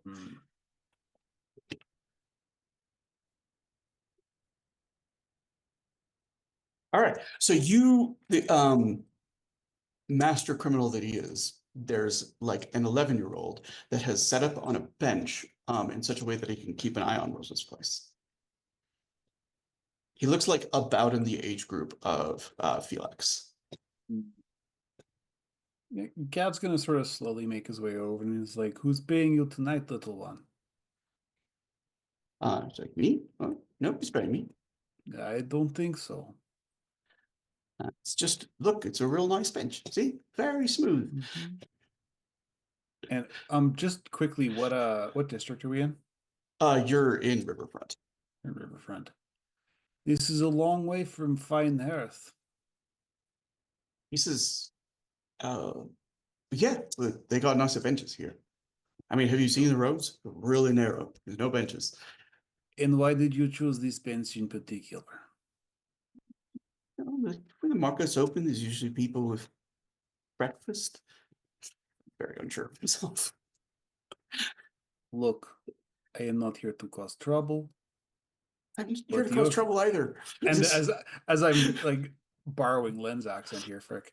I'm not here to cause trouble. I know you are not here to cause trouble. But perhaps you find a different bench. You friend of Felix? He says, I know Felix. I am friend of Felix. I don't hurt the little ones, but you're interfering in business. He says, So- I didn't intend to hurt anybody. No hurt, no harm. You're fine. Do what you can. Just, and he hands him 2 guilder. Just find a different bench tonight. You can come back here in the morning, no problem. But you saw nothing. He kind of nods and Good moves boy. off. Say hi to Felix for me. He says, I will. And this is Gav talking to a kid. He doesn't do the mean shit. Yeah, it's probably just by virtue of like size, and also like this is a district that is known for its roughness. You know Yeah. what I'm saying? Like, I don't know if you remember, but like when there was somebody that had like tried to pickpocket Runa, like the guard from the nearest like brothel broke somebody's arm and ribs in response to it. You know what I'm saying? Just for kind of doing it outside of their door and potentially driving away customers. Like that level of violence is not unusual here. But yeah. And Gav has a bad reputation. But after the kid leaves, he just sort of makes sure that he actually goes. Yeah. And the moment he then- kind of looks down and realizes that he was given gilder and not cents, you know what I'm saying? He like is zooming off to probably buy some food. Yeah. Won't be a problem. And then he sits down and he starts to sketch. He's Okay. doing a sketch of Len in a performance bear outfit. All right. All right. What are Hans and Len and Arthur getting up to? I think, well, Arthur, we've established is causing some trouble. What are Len and Hans getting up to? Technically, Arthur's making other people cause trouble. Getting them drunk. Super drunk. Anyways. Len is just wandering along and just kind of quietly says, "So, you have your own contact with scary magical being, yes?" Certainly seems like that is the case now. Well, Bit of glance down at the hand again, put it back in the bag. Perhaps a bit of a contract, which I'm not fond of, if I'm being honest. it can be uncomfortable to have one's abilities be conditional. Not that I am complaining. I mean, of course not. It is a welcome boon in these times. Yes. But I'm more concerned about what other kind of trouble it could attract, at least in my case. I think in all of our cases, we are not in a place where having scrutiny from certain entities is a good thing. And yet, we find ourselves deeper and deeper in the workings of power. How did I get into this mess? My God. That is a good question. How did you get into this mess? I mean, to tell you the truth, I have no idea. I feel like my friend from the forest has more to do with it than anything I did. I can see that. How did you meet friend in forest? It's an interesting story. I think you kind of like he's thinking hard for a second, and then I mean, I suppose you've seen plenty already. It's it's a bit odd. I was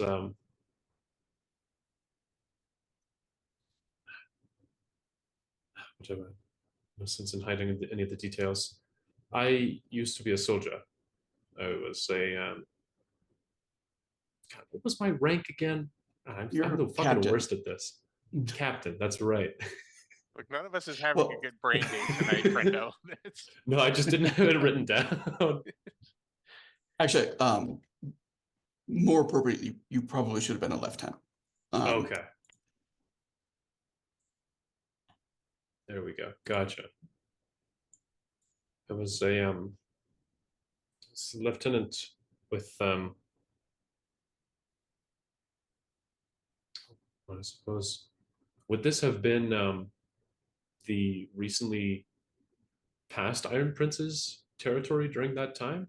Whose would it have been back then? So, well, you were on Heelgren's territory fighting That's against right. Posen. So, a quick here, we're doing a quick little A little Eisen history lesson. Or Um, dump. Or dump. Okay, so we are on Eisen now on the roll 20. Freiburg is located between Wish, Posen, and Heelgren territory. And these three are the Vatacine Iron Princes. Mhm. The War of the Rosencross was against Fischler, Heinzel, and Seeger, which are the Objectionist princes. Hilgrund got into a spat with Posen in the middle of the war and rode his armies against his own side.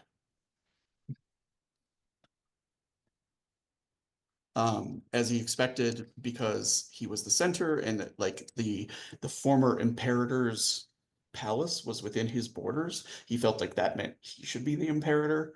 And Posen disagreed. Okay. I'll summarize that little bit for Len in slightly more brief terms, and then it was you've heard mention of Posen before, correct? Mm-hmm. She's terrifying Eisen warrior. She's a force to be reckoned with, to be sure. She's what worries me the most if we are to be if this land is to be contested. But up in battle, she's the one who, funnily enough, struck me down. And You left it though. the reason she scares me is she was able to snap a sword made of the same material as my hand with one of her own panzer hands in one hand.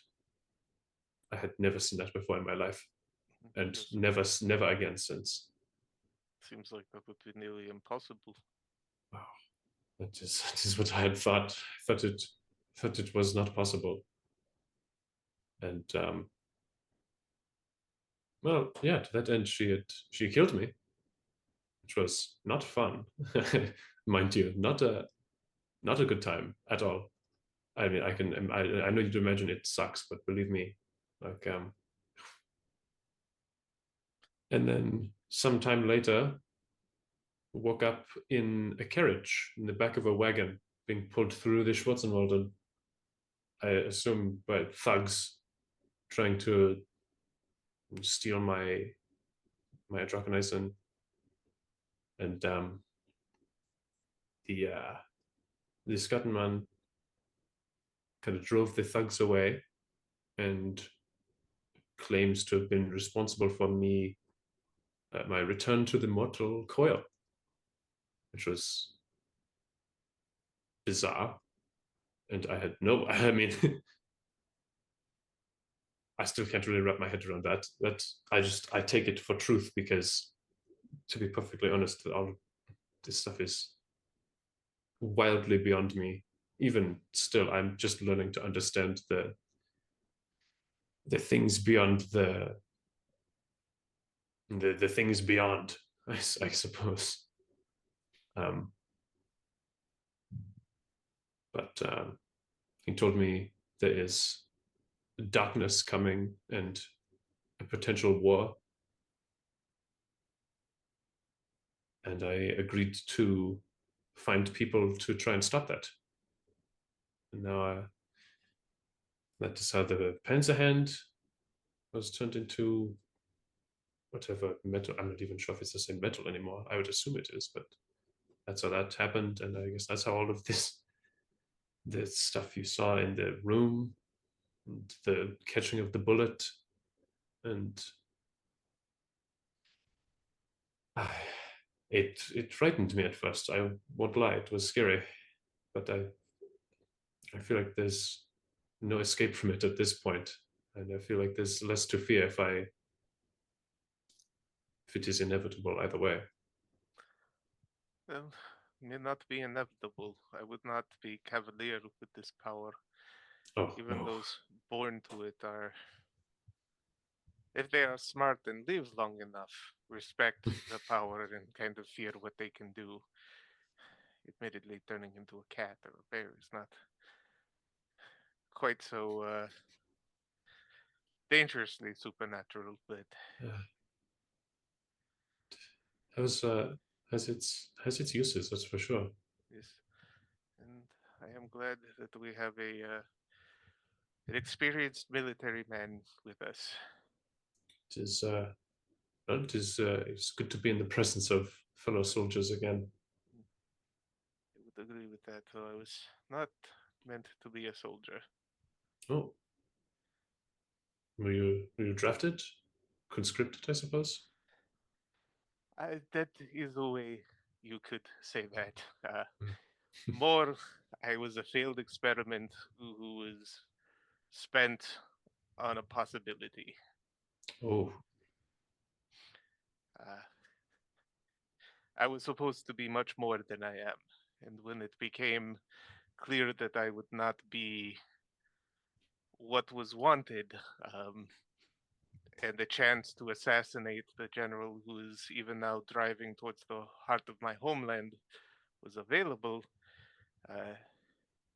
well, they decided to stop throwing good money after bad, I suppose. I can interject for just a moment and have the both of you do a wits and consensus for me. Oh, yes. Your Lovely. target number is 33. Oh, fuck. Hacks? I'm calling hacks here. Did you say for me to roll as well? I will let you have the roll, yeah. But yours is Oh. against a different target number because it'll be a different point in the night. But we can. I'll wait. I'll wait. Okay. Barely half, 17. Oof. Okay. 18. Okay. How four fives and an 8? Really? Why? Why? Damn. It's just not meant to be tonight. I feel like you should be able to take a reroll or use a drama die or something. It depends on your arcana to do that. There is an arcana that's like all about like detecting things. So that is that's not just, one that Len has. Len has the sun. there is an arcana that says I spend a drama die and succeed at a perception check. Yep. Whatever the Len is friendly or prideful. Those are the two options with his arcana. All right, carry on. I'm sorry. There you go. No worries. No worries. So, I ended up spending time with the mercenary company because the general, he showed the mercy that I don't think most of my countrymen would have shown him if the situation were reversed, or at least not those in our army. Wow. But after that, the company I was attached to, the heart went out of them, really. Some left, some died, most died, but some left. Some did live for quieter some lives. survived. But my failure, my gifts were taken from me and only returned when I reached the city, with the condition that I look into the darkness and a war that is brewing. I feel like many powerful eyes are turned to the city now. Oddly enough, yeah. Certainly seems like that is the case.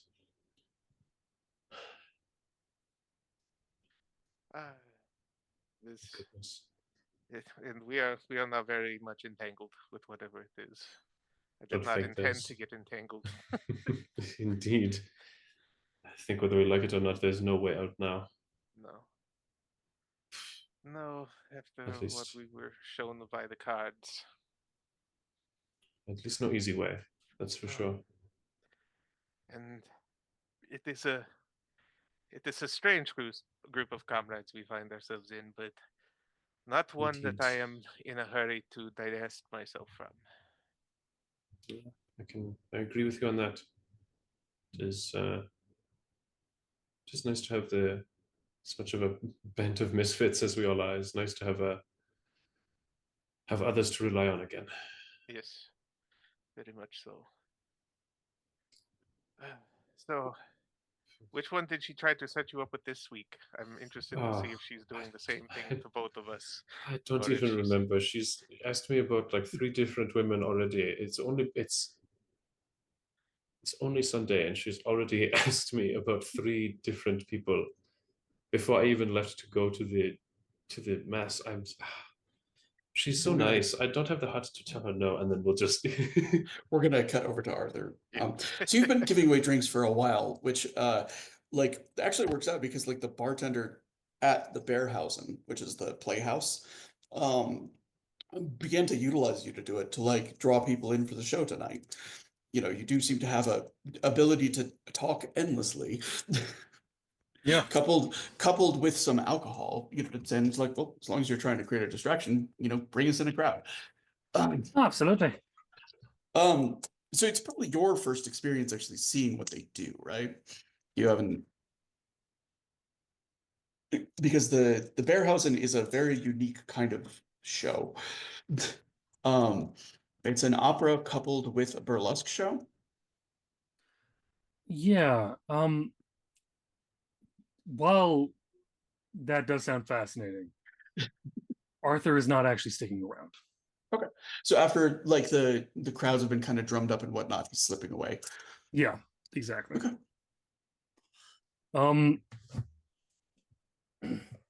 He's kind of slipping away and finding his way back to the. He wants to check on the others, but he doesn't feel like he knows them well enough yet to do that. Okay. So he actually starts walking back towards the new place he was offered. And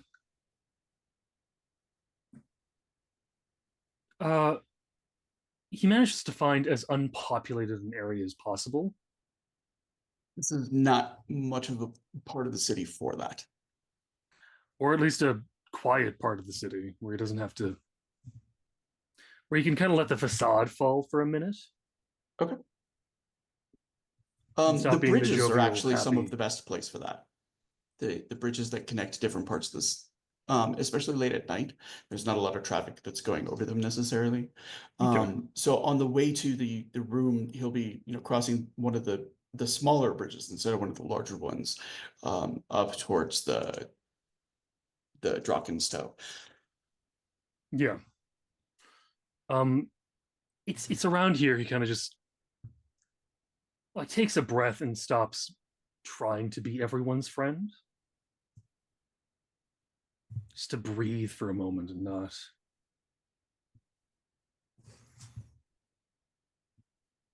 put on this act that he does.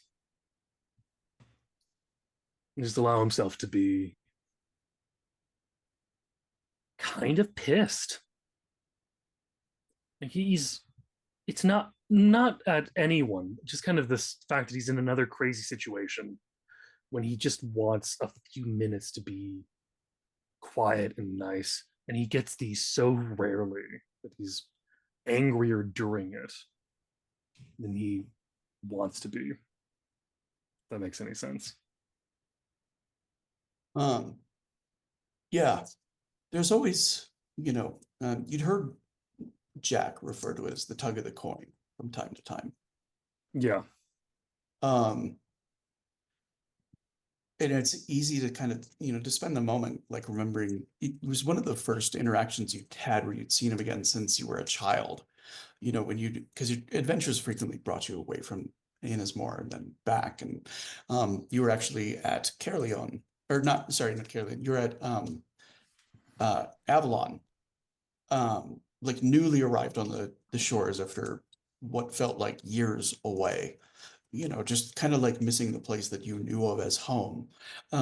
When he had just sort of like joined you for a drink at a smallish pub. You know what I'm saying? Nobody recognized him for himself. Nobody called him anything. Like, you know, he's supposed to be like this legendary figure, but when he's not acting the part, it just sort of slips away. Does that make sense? Nobody seems to recognize him. And so he joined you for a drink, you know what I'm saying? And he kind of reached across the table and put the coin down like on the table between you. Like didn't break the necklace or anything.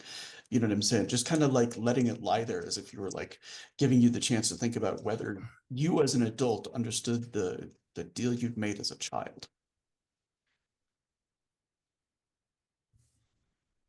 And Arthur does recognize the deal he made, but he doesn't feel it was fair to have hoisted that deal onto a child unable to understand the consequences of this sort of arrangement. And he also just has questions like, where the hell are my actual parents? I would that I know who they were. Says, but you had been, says, well, you'd been your mother's favorite child, he says, for 3-4 centuries by the time I broke you free.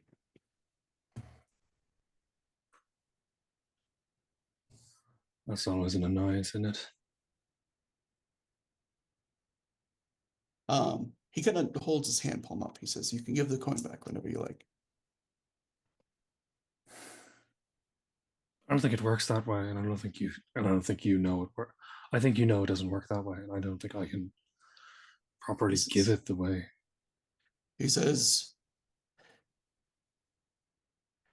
the way I know it works, he says, is there comes a point, he says, where you're either burnt out on it, he says, where you cannot take another. He says, or you realize you've found your place and you don't need a coin to bring you from one to another. There's too much on me right now, Uncle Jack. I don't think I can surrender it with so many people relying on me at this moment. There's always going to be someone else in need. And thus we roam, isn't that right? Says, well, says you got one more in you. I've got as many as I can continue to take. Says, always mother's favorite. That shouldn't be the question. Says, always the question should be, do you have one more? I've always got one more. One day you won't. Says, and wisdom will be seeing it. Well, that unfortunately is just the sort of wisdom I don't have yet. Says, maybe that's why the coin was drawn to you. Maybe indeed. Anyways. Says, you want to know where it comes from? No. You ever decide you do? Be happy to tell you. Well, I'd be happy to ask you whenever I feel the burning urge of the question. If I knew how to contact you, that is. Have I ever not shown up when you needed me? I mean, yes, there was that incredible moment when I was just incredibly hungover and I just went, Uncle Jack, put me out of my misery. I'm glad you didn't, but still. He smiles. He says, you don't have to do that with me. Yeah. It's just easier sometimes. Says it is. Says, you think Mad Jack O'Bannon, he says, spends all day being mad? I imagine it gets a little tiring after a while. It does. Says, one day, though, he says, you're going to find yourself needing others. He says, and you're going to need them to see the real you. He says, so just don't forget who he is along the way. It's getting harder and harder to remember him. Oh, he says more about you than anything else. I know. You're a good boy. Thanks, Uncle Jack. And with that, I'm assuming I kind of rise from my remembrance. Yeah, and back on the bridge, kind of finding the necklace in your hand and the coin on it, you know.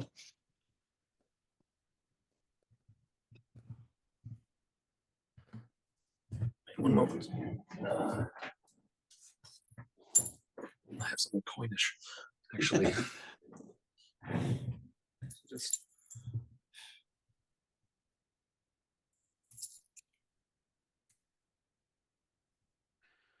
Well, one day I'll ask you, Uncle Jack, about what this is, where it's from.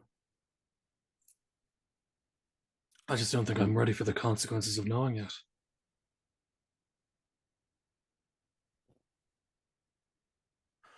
You hear the music and the boisterous sounds and the sound of flesh hitting flesh coming out of the tavern. Right. Let's make today's bread. All right. So we're going to cut back to Gav sitting on the bench, working on his circus bear. Not very good. You rolled a 10. And the bench kind of creaks suddenly as a man sits next to you. He says, "Ran off my little watcher, did you?" You've never, well, you've heard a description of him before from Gerard. Of a Vodacci man. Gerard described him as a weasel, but he's actually quite handsome.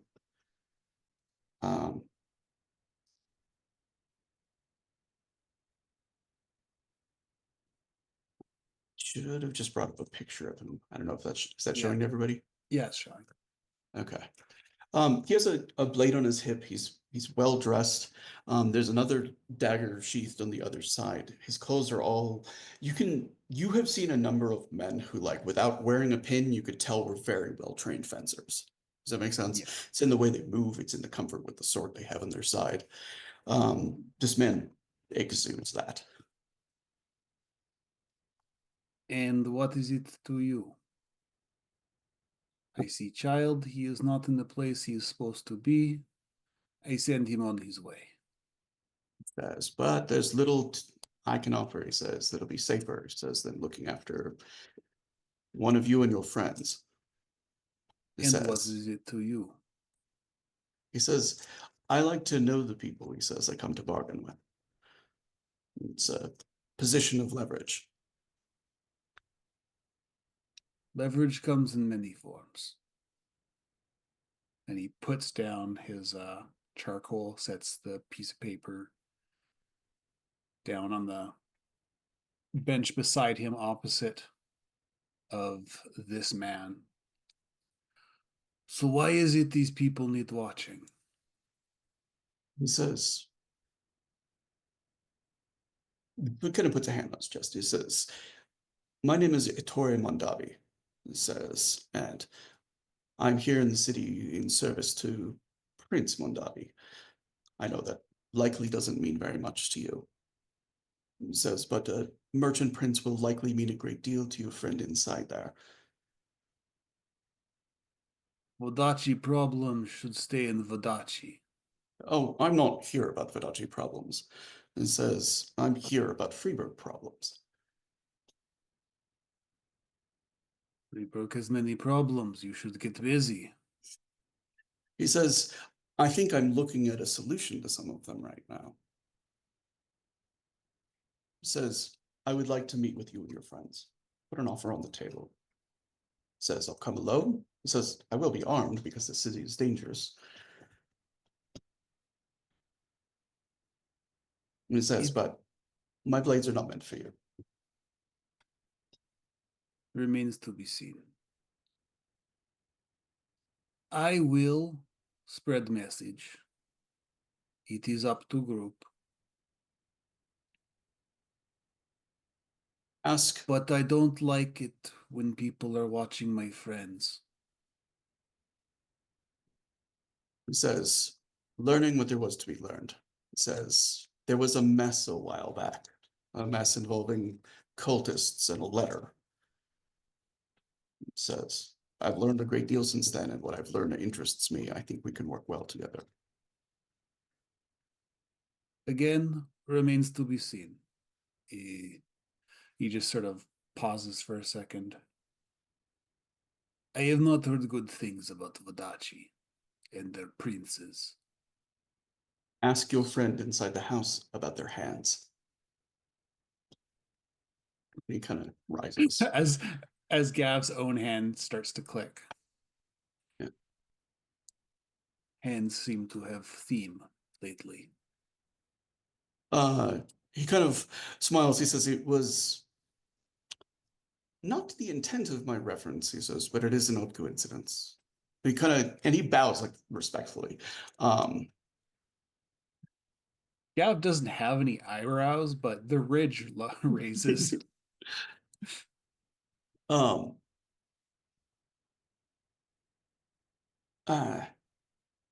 It says tomorrow, the Screaming Square. I'll be there. Keep eye on pockets.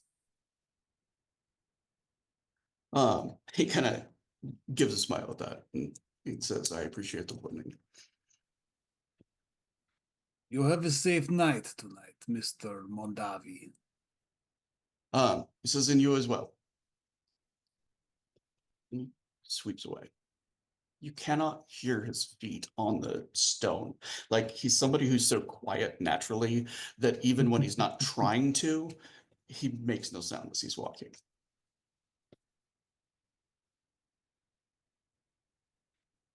He watches him leave. Waits a couple minutes. I would like to join your conspiracy. Waits a couple minutes, and then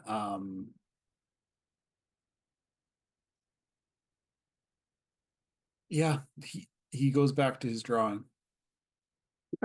He's not going to what's the word I'm looking for? Break his watch, his vigil. Yeah. You know, the little kid was sitting there watching, you know. But yeah. There's nothing eventful for the rest of the night. Dang, well, better not. Once they're inside Rosa's apartment or whatever, are they just like bedding down, or are we? Does Rosa have questions or what? Presuming that's where our storyteller was going. Not sure. Yeah, you can absolutely go with that. I will mention it's probably a very small apartment with probably only a single bed. I was just gonna ask if we're doing like, are we talking slumber party or what?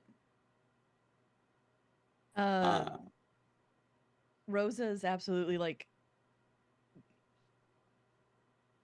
yeah, this is the best way I can explain it. Doing the big sister thing of like taking off the old sheets off her bed, putting on new to let Henri sleep there tonight. And kind of preparing like another place for her somewhere else.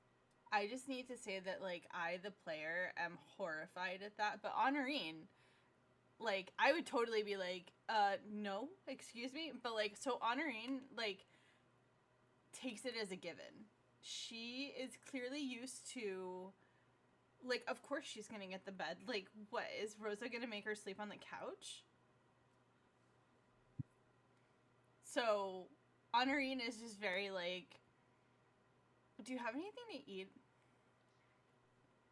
See, I have some fruit and bread and cheese.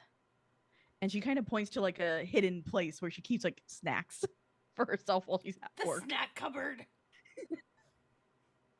And Honorine is she'll say thank you, but like, okay, so like, have you ever met one of those people that every time they say thank you, it's definitely a formality. Like they are not actually thanking you. Yes. They are Oh, saying yes. thank you as like in the same way that somebody would say, you know, or whatever. Like, so she says thank you, technically. Rosa just kind of going about her work. So, where are you from? I Montaigne. do not know much about Montaigne. I have the work I do. I travel a lot. Wherever Senora Wilma Prost needs me, I go.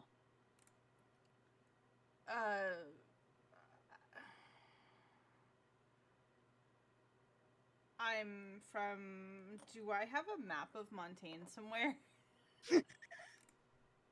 Please? I'm from the French part of Montaigne. I am, which is all of it. So.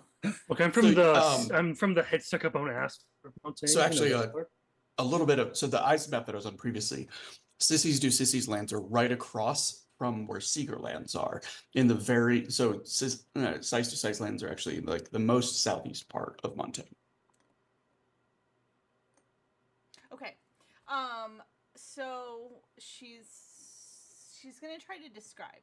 She's gonna be like, well, Montaigne is shaped a little like this. And the part I'm from,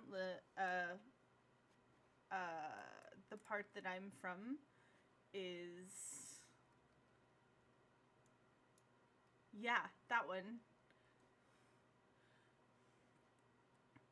It's just over the mountains, to the south, and it's very close to the, what's it called in, and she's trying to explain this in fairly, not great Eisen. Her Eisen isn't super great. So, which is funny because Rosa's isn't either, so they're probably just sort of like pigeoning along in this conversation. It's near the, what do they call it in Eisen? The Shadow Forest. And she says that in, Montaigne, but like, hopefully, I don't know if it comes across or not. I don't know. You can see the minute you started Montaigne, kind of eyes glaze over. All right. She's gonna pick up her figurine, the wood, dark wood, the dark wood forest. Sí. Itu, your mother and father are from there as well? My family's from there.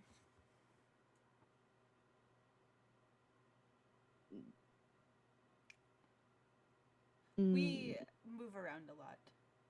I mean, in between all of the different cousins, and I grew up with my aunt, so.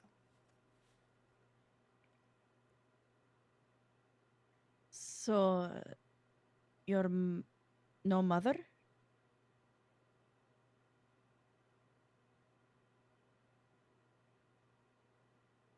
No.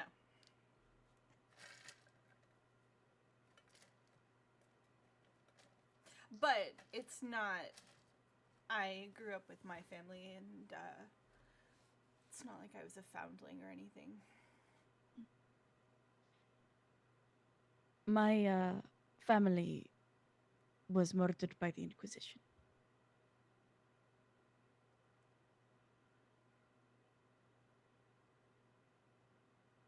I'm so sorry. As far as I know, I'm the only survivor.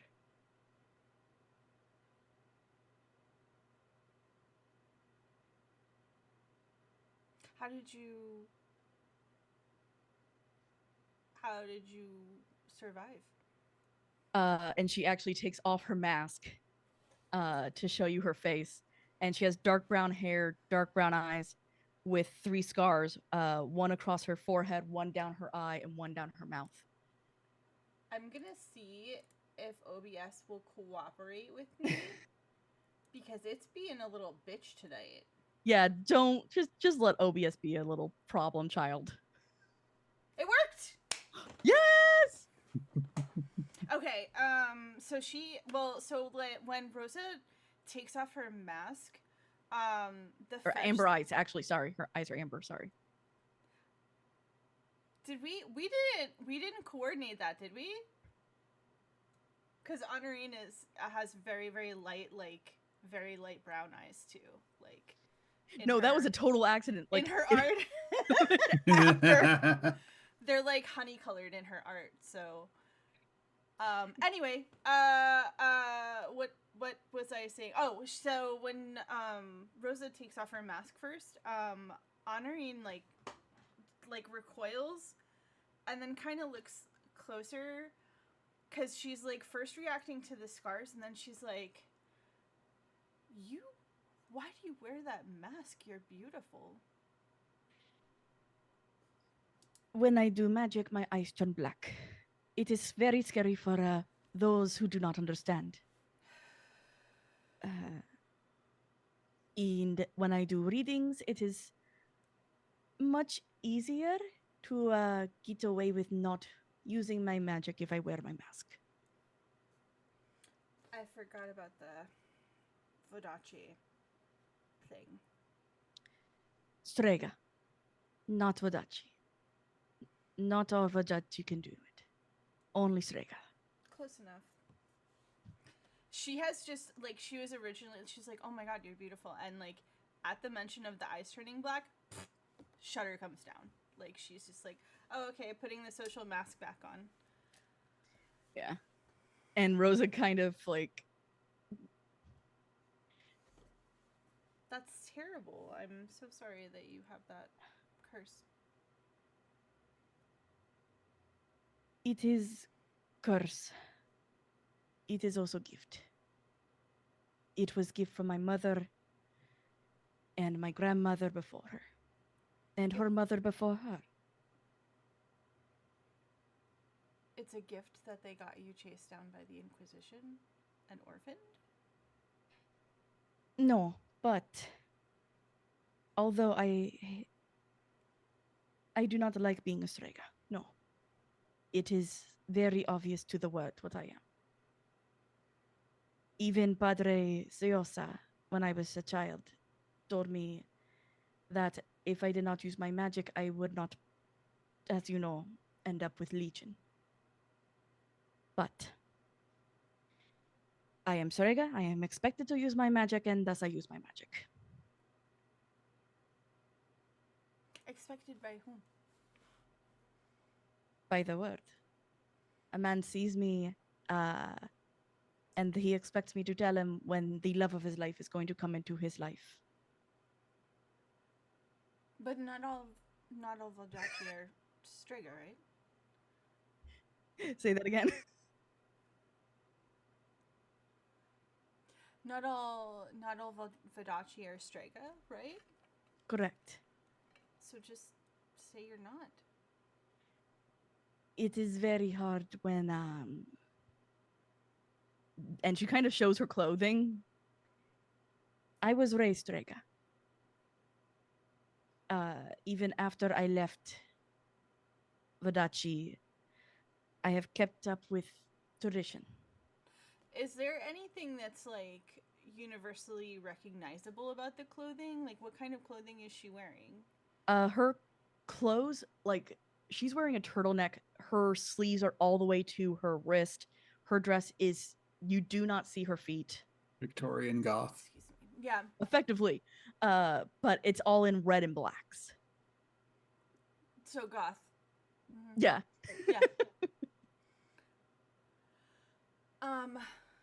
And like, is it something that like Honorine would twig onto? Like that is she dressed like Strega here, neon sign, or like? Oh yeah. It if I remember correctly, it's because Strega are supposed to be They're it's gone. second-class citizens.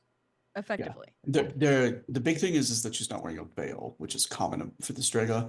Honorine has seen many Strega in the Emperor's court, because the Emperor's wife is one, as well as is the handmaid to his youngest daughter. And there's a few other attached to, powerful members of the society.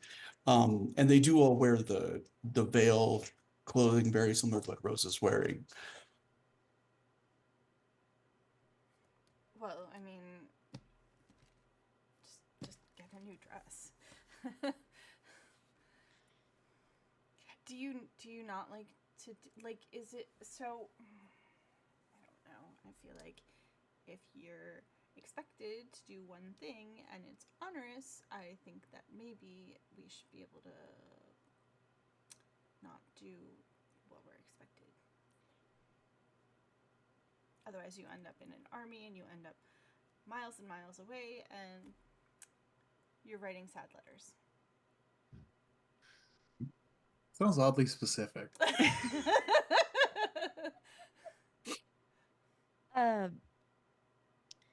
With part of being a Strega is I did not learn how to read or write. When that comes out, it becomes even more apparent what I am. Sorry, you don't know me. I don't know you. I shouldn't be picking at you like this. No, it is all right. I would like to be, I think, as Runa has said, friends. I do not have many in the city except for Senora Prost. Senora. God. I'm trying to learn Spanish at the same time, y'all. I should not have done it. And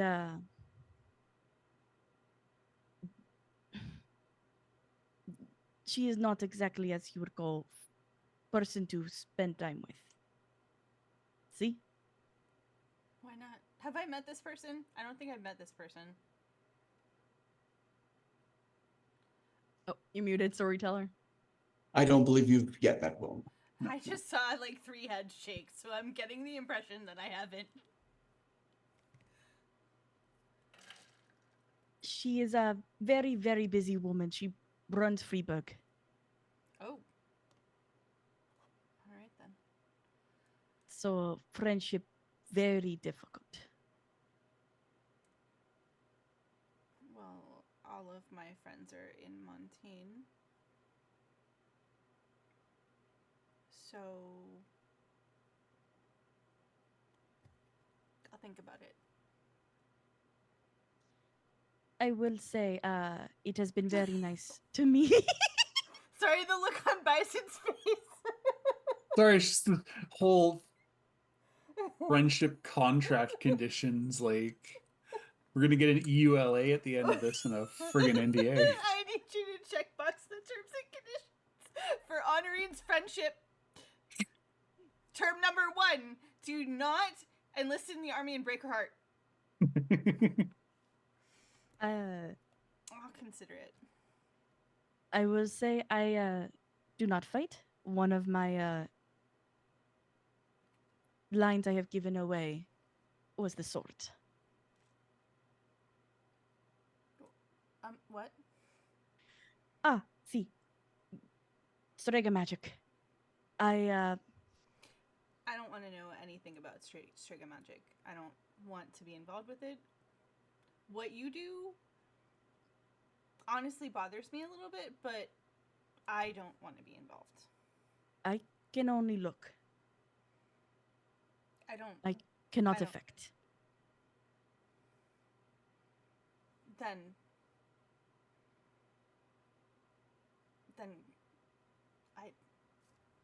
I don't want to know.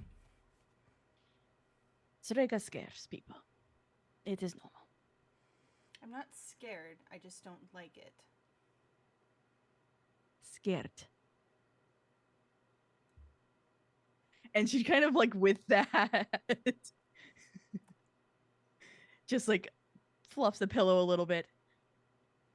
You can take the bed. I do not mind. Thank you.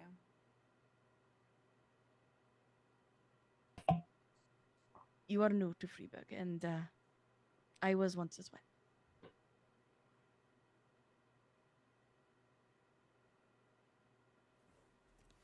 All right. Just a warning, though. Around Tav, you do not know Eisen. Around who? What? The Senora. Senor. I don't Else. want to speak any Eisen with him. No. No. I learned very quickly that he very much like ladies. And I have no interest in him. Who else really likes ladies in this cast? Yeah, but they can't pretend not to speak the language to him. It's that cat's already out of the bag. So I don't know. Next time I see Arthur, be like, no Eisen. No Eisen. Well then, do you know? And he Hold starts on. speaking other Lo languages. siento. No Eisen. What is Gav doing with the invitation, basically? Is he telling everybody? Is he telling... is he coming in the morning? Like... He's going to wait until he can kind of tell that there's activity up there. There's definitely a point at which the market is waking up, you know what I'm saying? And the shop is on the market. Yeah, well, yeah, just, like, he's going to knock on the door before opening. Is Rosa a morning person or not so much? No. Oh, God. This is gonna go Night great. owl. This is gonna be great because honoring is. Oh no. Yeah, no, Rose. So- the if I can sleep in as late as I can. Oh, it is 4 p.m. when I'm getting my. So Yeah, honoring unfortunately, the market that you're in is not the place for that. No, It's, she knows it's especially not. with Tav right next door, the loudest dude in the market. You know what I'm saying? He's always out front of his place calling out, hawking at people, getting interested people into his store. It's usually the early morning, like it's just like what he does, so like that's the first thing that you're hearing. Gav, as he's returning, or as he's, like kind of breaking from like where he's been sitting and stuff like that, you can see a lot of like the vendors are getting breakfast put together and stuff like that. They'll sell food throughout the day, but Gav will, he'll grab like an apple or something, pay for it. And honoring is up. She has chopped some fruit. She has cut some cheese. There's a charcuterie board. Yeah, Rosa hearing Tav, it is the most like grumpiest. Basically, do not talk to me because I have no espresso. I made breakfast. Grazie. knocks on door. She's gonna open the door, and she's like washed up. She's like refreshed herself. She's probably found some clothes that don't have blood on them. Opens the door for Gav and is just like, "Oh, it's you." Hello, princess. Did you sleep well? I did. Thank you. I made food.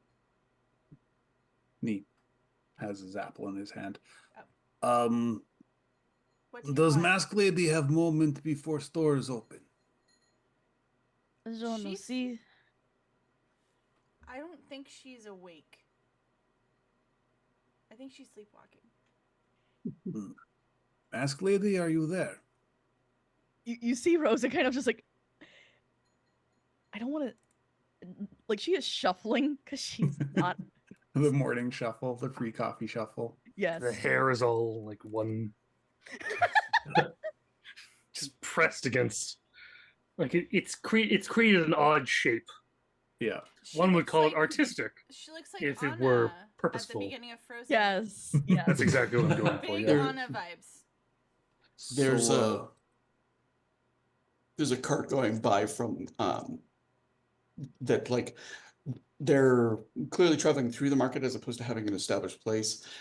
They're selling rolls and morning beer from Hanbau's Brewery and Beer Garden because 7 a.m. Why wouldn't you be selling beer, right? Arthur's already had 3. Freiburg breakfast. But I'll come back to them later. You had the visitor last night, or I had the visitor last night. He's interested in. Honorine, by the way, is not moving out of the doorway. Like, she didn't, like, automatically let him in or anything. Like, Yeah. she's just sort of staring at him. Yeah, and Gav's big enough that he could, like, kind of lean a bit and sort of talk into the room without actually entering the place and not making Honorine feel like he's, like, crowding her. Had the visitor last night, and he just sort of waits till Rose is half paying attention. Name of Mondavi. Does that mean anything to Rosa? The Mondavi are one of the 7 merchant princes. That is a powerful name. However, there is a bit of a difference in Vidachi in that people who are from Mondavi lands will frequently identify themselves as Mondavi without necessarily being noble themselves. Does that make sense? Same Like, with do you- Villanova, or like, because it's both like the homeland name and a family name. It's like So, Jim from Toronto. You know Toronto Um, Jim. Everyone knows Toronto Jim. Everyone knows Toronto Jim.